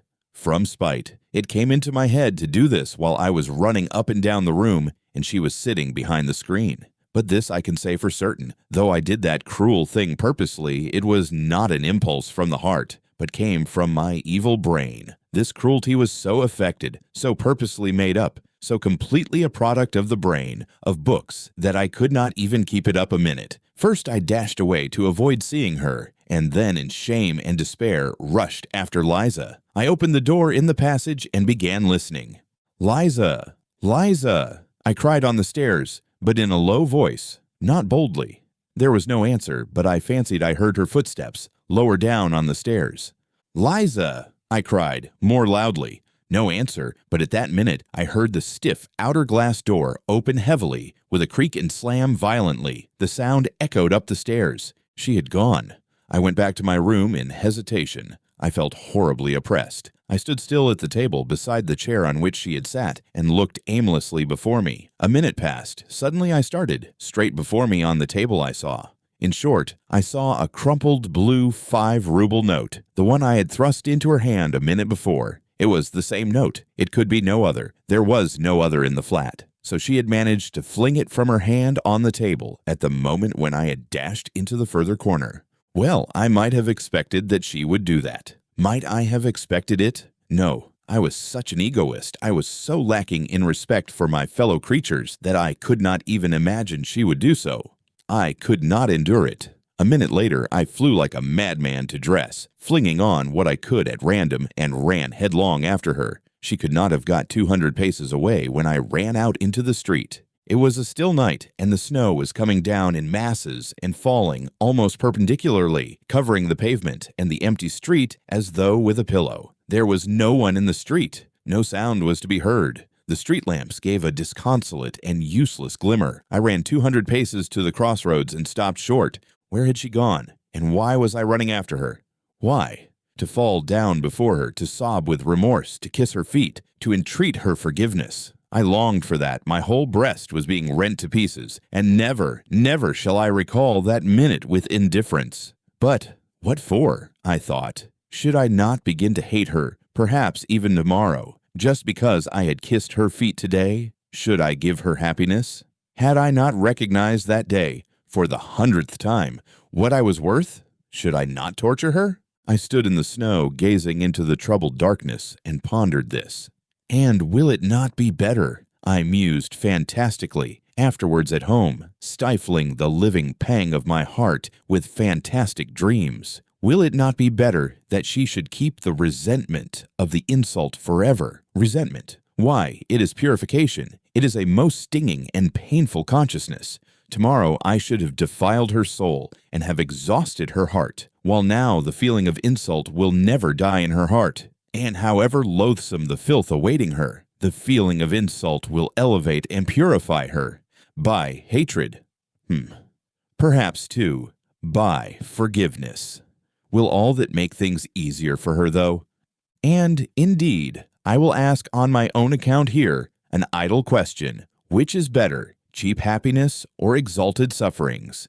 Well, which is better? So I dreamed as I sat at home that evening, almost dead with the pain in my soul. Never had I endured such suffering and remorse, yet could there have been the faintest doubt when I ran out from my lodging that I should turn back halfway. I never met Liza again, and I have heard nothing of her. I will add, too, that I remained for a long time afterwards pleased with the phrase about the benefit from resentment and hatred, in spite of the fact that I almost fell ill from misery. Even now, so many years later, all this is somehow a very evil memory. I have many evil memories now, but hadn't I better end my notes here? I believe I made a mistake in beginning to write them. Anyway, I have felt ashamed all the time I've been writing this story. So it's hardly literature so much as a corrective punishment. Why? To tell long stories, showing how I have spoiled my life through morally rotting in my corner, through lack of fitting environment, through divorce from real life,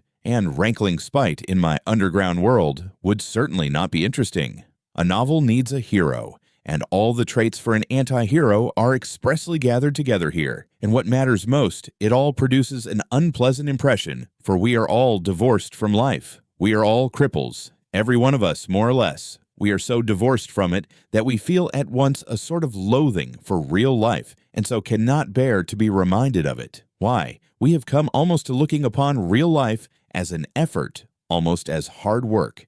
And we are all privately agreed that it is better in books. And why do we fuss and fume sometimes? Why are we perverse and ask for something else? We don't know what ourselves. It would be the worse for us if our petulant prayers were answered. Come, try. Give any one of us, for instance, a little more independence, untie our hands, widen the spheres of our activity, relax the control, and yes, I assure you, we should be begging to be under control again at once. I know that you will very likely be angry with me for that, and will begin shouting and stamping. Speak for yourself, you will say, and for your miseries in your underground holes, and don't dare to say all of us. Excuse me, gentlemen, I am not justifying myself with that all of us. As for what concerns me in particular, I have only in my life carried to an extreme what you have not dared to carry halfway. And what's more, you have taken your cowardice for good sense, and have found comfort in deceiving yourselves, so that perhaps after all there is more life in me than in you.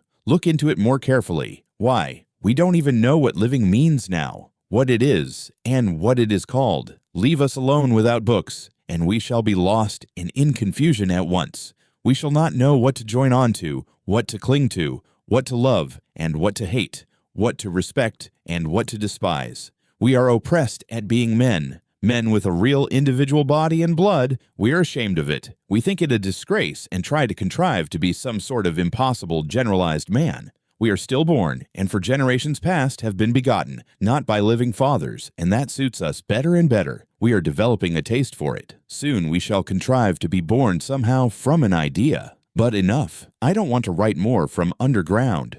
The notes of this paradoxalist do not end here, however. He could not refrain from going on with them, but it seems to us that we may stop here. Endnotes. The author of the diary and the diary itself are, of course, imaginary. Nevertheless, it is clear that such persons as the writer of these notes not only may, but positively must exist in our society when we consider the circumstances in the midst of which our society is formed. I have tried to expose to the view of the public more distinctly than is commonly done one of the characters of the recent past. He is one of the representatives of a generation still living. In this fragment entitled Underground, this person introduces himself and his views, and, as it were, tries to explain the causes owing to which he has made his appearance and was bound to make his appearance in our midst. In the second fragment, there are added the actual notes of this person concerning certain events in his life. Author's note reference mark.